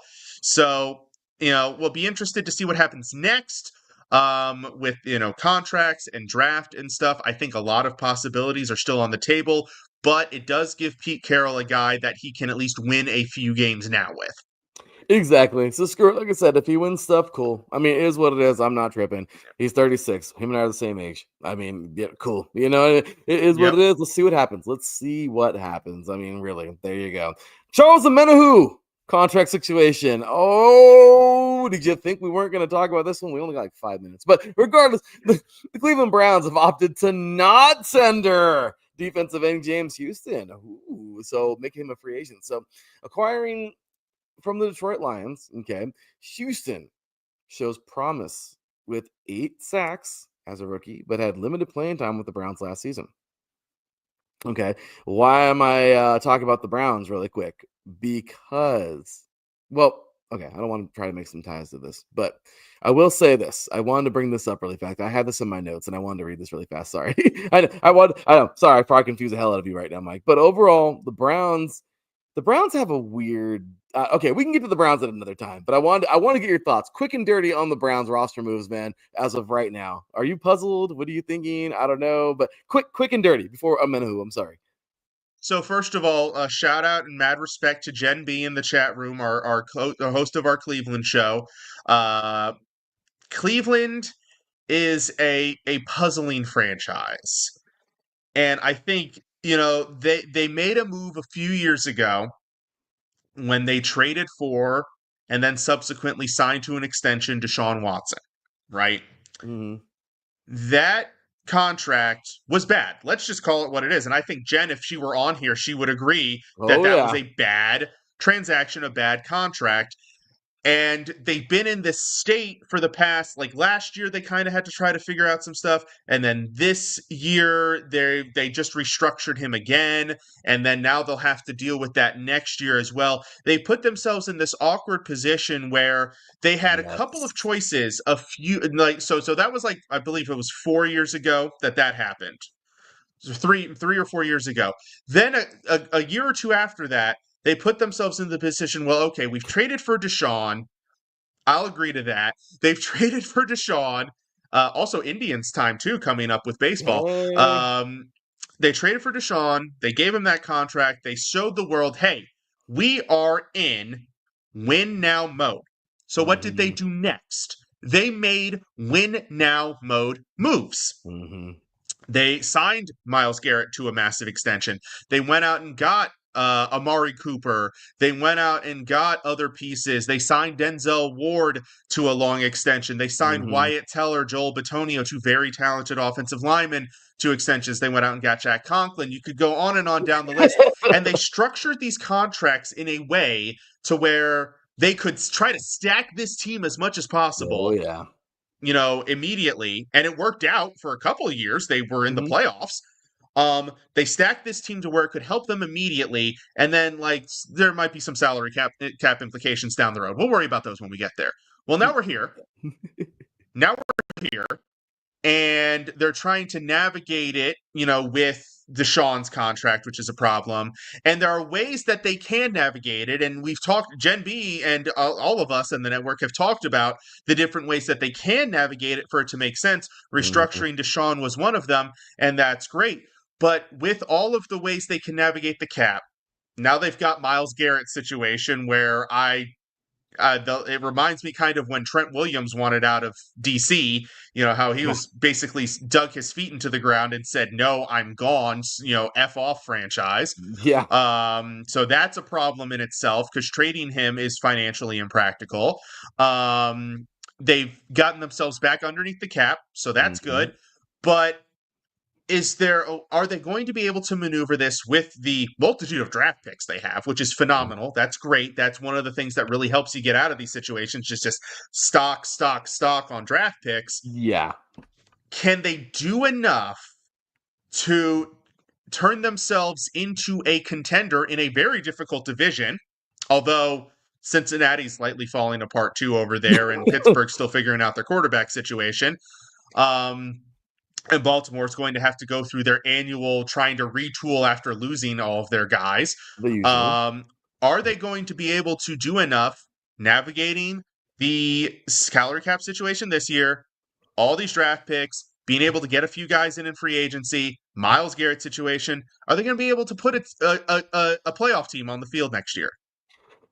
This team. That's the question. Are they going to be able to do it? And it's not easy. Even for top GMs, this is not an easy situation.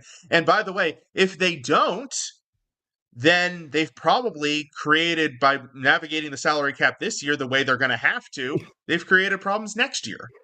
And that's the hard one. The Browns just have daggers. And it would all be worth it if you were winning Super Bowls or making Super Bowls, which the Browns have not been able to do at all. So, yeah, that's the Browns in a nutshell to me. I mean, it's tough. It's tough. At some point, you pay for the past mistakes, and you have to figure out how you can do it moving forward. You can choose to either keep punting it down the line, which it looks like they're going to have to do, or you blow it up now. You figure out how to blow it up now, and you suck for a few years, which is never an easy decision for any front office to make. No. I mean, poor team. That's the Browns right now. But so real quick, and like I said, this could be the quick hits these last four. But Charles Omenihu, okay. Well, I know. Sorry, I confused you there again, Mike. But okay, so that whole deal with the Chiefs and everything. Okay, well, apparently he's considering being a free agent. Okay, so what's he gonna do? There was all kinds of stuff talking about social media stuff. I mean, we're not gonna get into it, but there was the Xavier Worthy crap that happened and all that good stuff. Like I said, but overall, man, all these different things just never seem to fail being put out there. Regardless, Omenihu, quick and dirty, what do you think? Look, dude, if you want to leave the Chiefs, go right ahead. But I mean, I mean, look, do you like playing in the Super Bowl every year? I mean, that's my question to you. You know, Yeah. but that's the problem when you have so much success is these guys that are on that team, they start to get their own egos and they start to have their own Mhm. problems, and so, I mean, I think it's just kind of a byproduct of that. Amenahue, solid player, don't get me wrong. He's not Chris Jones on that No. defense. He's not Travarius Ward, who's a free agent. Well, no, wait, he was the 49ers. Never mind. Scratch Travarius Ward. Oh, He's not who's Trent McDuffie. That's the guy I was trying to think of. It's not Trent McDuffie. He's not George Karlaftis. Do you want to compete in the Super Bowl next year, or do you want to risk it and go to another team? I mean, that's the question you ask yourself at the end of the that's end of the really day. it. It is so true. Gen B, do they have cap relief next year, DW, due to insurance money? That's why they restructured him now. 54 million, I believe. Oh my gosh, that's crazy. Yeah, it's poor Hair Browns. I feel bad, but yeah, Amenahue, come on, bro. I mean, do you like winning rings? I mean, because this team's going to be in and around the Super Bowl conversation. You're right. So okay, Right. what the crap? Regardless, Eagles. Oh boy, they locked up. They locked up their guy Saquon Barkley for good. It seems we say. Yeah. How about this extension? $6 million. Oh my goodness! They added $6 million. This guy is going to average 20.6 million. I mean, this is insane. He's the highest running back, highest paid running back in history, in NFL history. The guy is amazing. And anything for this, Mike. I mean, doesn't he deserve it? He deserves it. I mean, look at I mean, here's the thing. Here's the way I context is Derrick Henry in Baltimore had nearly 2,000 yards Yeah. and double-digit touchdowns. He was not the best running back in the NFL last year. It was Saquon Barkley. Oh I'm yeah. not even gonna, and as a Baltimore Ravens fan, I don't even question that statement. My only Nope. problem is Derrick Henry's in the last year of his deal with Baltimore. So he's like, what kind of contract are we going to have to sign him to now? Exactly. Okay. But Exactly. yeah, no, Barkley and Gen B said it in the chat room. I think you flashed it across their comment. Mhm. Every red cent of it, he earned that. He was that offense for much of the season. And if the Eagles want to repeat, they're not doing it without Barkley. Exactly. Exactly. And they have real potential to do it. But you're right. Yeah, you need Barkley. That's all there is to it. So they are totally in the right for doing that. Michael Gallup plans NFL comeback. He was in the same Senior Bowl with Deebo Samuel a couple years ago. He kicked ass. He was awesome. The guy looked great. Unfortunately, injuries happen, but he retired. It was crazy. He retired. He was a Raider, I Mm-hmm. think. But he was Mm-hmm. also a Cowboy before that. I mean, he retired. He just said that was pretty much it. It was kind of crazy. Wow, this kind of happened. I know he had an injury and then came back, but he's 29 now. He last played with the Raiders, and then that was it. I mean, I don't blame you. Playing with the Raiders makes you want to retire, I'm sure. Like this is You do I beat want me to the history? comment, Larry. You beat me to the comment. I was about to say that. Yeah, He that's what the wasn't Raiders hurt. do. He wasn't hurt. Yeah, seriously, I know, right? Yeah. It's just the He Raiders, walked but into that clubhouse and went, nah. nah, I'm good. I'll go sell insurance now. Yeah. You know what I mean? What was my master's Yeah. again? What was my degree in? Like, Yeah. yeah, I'll go do that. And so, yeah. So, anyway, yeah, man. But hey, he's looking forward to coming back. What do you think? Where do you think he's going to Hey, land? you know what? Best of luck to him. He was a super productive receiver when he was in the league and healthy. I remember he was kind of a nuisance when he played for the Cowboys against the then Redskins, then Washington football team, now Commanders. But yeah, no, best of luck to him. I hope he can come back and revitalize his career because he was doing really well for a while there. So best of luck to you, sir. I hope to see you on an NFL field again soon because you were a good player. I hope so too. Last but not least, where does Aaron Rodgers go? I try to make this one short, I know, but I don't know. This is a crazy one. Mike, take this one. This is yours. Oh my Fire away. gosh, dude. I Fire don't away. even Yeah. man, I mean that's a tough one. That's a tough one. So Rodgers has the benefit of this isn't a phenomenal quarterback class that we talked about. Not every team is going to be able to find their solution. My prob my problem is going to be if he goes to a team, every team that would logically sign him has to sign him with the thinking, we're only getting 1 to 2 years out of this guy at most. Mm-hmm. It's going to have to be a short-term, heavily incentive-laden deal with, probably a mutual option for a second year, if there is even a second year. And it's probably going to have to be a team that has a solution coming down the pipeline, because he's not going anywhere as a backup. Let's be clear about that. Nope. He's not going anywhere as a backup. So that eliminates probably 15 to 16 teams right off the bat. Mm-hmm. And then there are teams that are going to solve their quarterback problems in free agency, and they have young guys who are coming up, so that's probably going to eliminate another handful. There's probably 5 or 6 teams, if I were to go off the top of my head, and every single one of them, my takeaway is you're going to need to draft the next guy, too. Yeah. You can't just take Rodgers for 1 to 2 years. You have to draft the next guy. And I think Rodgers is okay with that. I think the whole him not wanting to train his replacement aspect, I think, is a little overblown for him.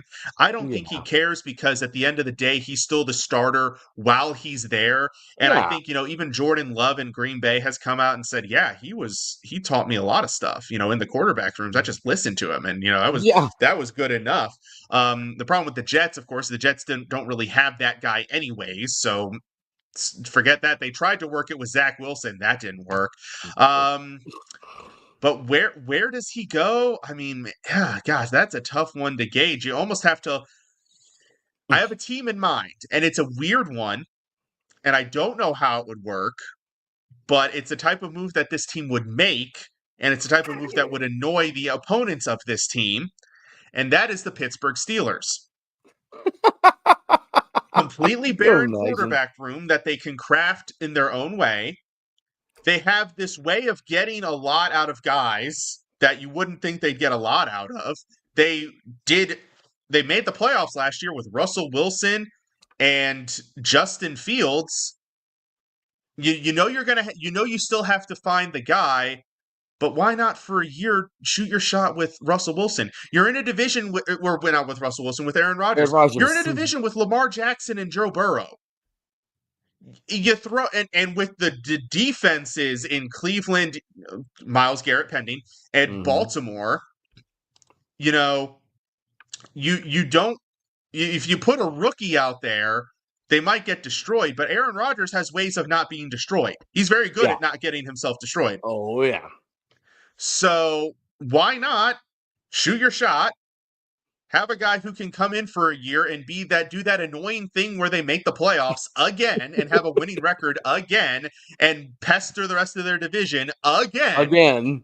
And, heck, and you know what? Maybe his personality works out with George Pickens. Who the heck knows? Maybe it works out just fine. But like, of all the teams in the league, for some reason, that one makes sense just because of all of the reasons I've said. Not because of anything football related, just conceptually with the Steelers and how they operate. It is so true. Imagine if he goes there. Screw it, right? Might as well. Screw it. Mike Tomlin can screw it. this has been fun, but dude, I'm gonna tell you, man, this has been a good one, Mike. Oh man, that was a fun one. We just continue to run past the time, but that's kind of what we do here. Mike Patt, what we do here. It's what we do. It was fun today, good sir. Let me just throw some things out there real quick. Ladies and gentlemen, hopefully you enjoyed today's show, man. That was a lot of fun. Mike, of course, I always say our Mel Kiper gets with better hair here at IA Sports Radio, Mr. Mike Patt. Ladies and gentlemen, we will be back. The UFL season actually starts up on March 28th, so 3 weeks from yesterday. Getting ready to start up on the 28th as the St. Louis Battlehawks take on the Houston Roughnecks. Will we have some coverage? Maybe not. I don't know, but I know for sure the next time we see you will be same time, same place, April 19th, the weekend before the NFL draft. Get your mock drafts in. We'll be getting you ready, getting our mock drafts as well. Mike will be doing the whole thing with the blog and all these really cool things. Might have some stuff for you guys to win for being accurate. I don't know. We're going to have our March Madness tournament up first before that. But after that, The next show, the post-draft show, I'm looking at April 27th. It'll be a Sunday morning. But I'll tell you, it's going to be fun. We are going to really have ourselves a fun time. Mike Patt, as always, hopefully can join us there. But, man, that was fun. Any closing statements for our listeners here today, man? Yeah, I really like this draft class. I think it's deep. I think there's a lot of talent at a lot of positions. I do think, like I said earlier, that top 7 is really what I'm looking at right now. How is it going to work out? I think it's pretty safe to say you've got the 2 quarterbacks, Cam Ward, Shadur Sanders, they're going to be there. Travis Hunter, who we didn't even talk about because he didn't work out, because why the heck would you if you're Travis Hunter? You know, he's going to go top 7, and then Mason Graham and Abdul Carter, I think they're there. But who are the other guys? Who are the other guys that are going to fill it out? Because that's going to impact the rest of the draft, depending on how those other 2 spots fill out. But yeah, great draft class. I'm excited for it. I'm excited for the draft. There you go. Let's do it, man. Of course, please make sure to follow my boy Mike Patt. Let's Whine right here, IASR. Of course, IASR blog. You can follow me over there at the TXE53 and our blog. Make sure to catch Mike tonight. Let's whine about sports. We will see y'all next time. Until then, take care, and as always, God bless. Peace.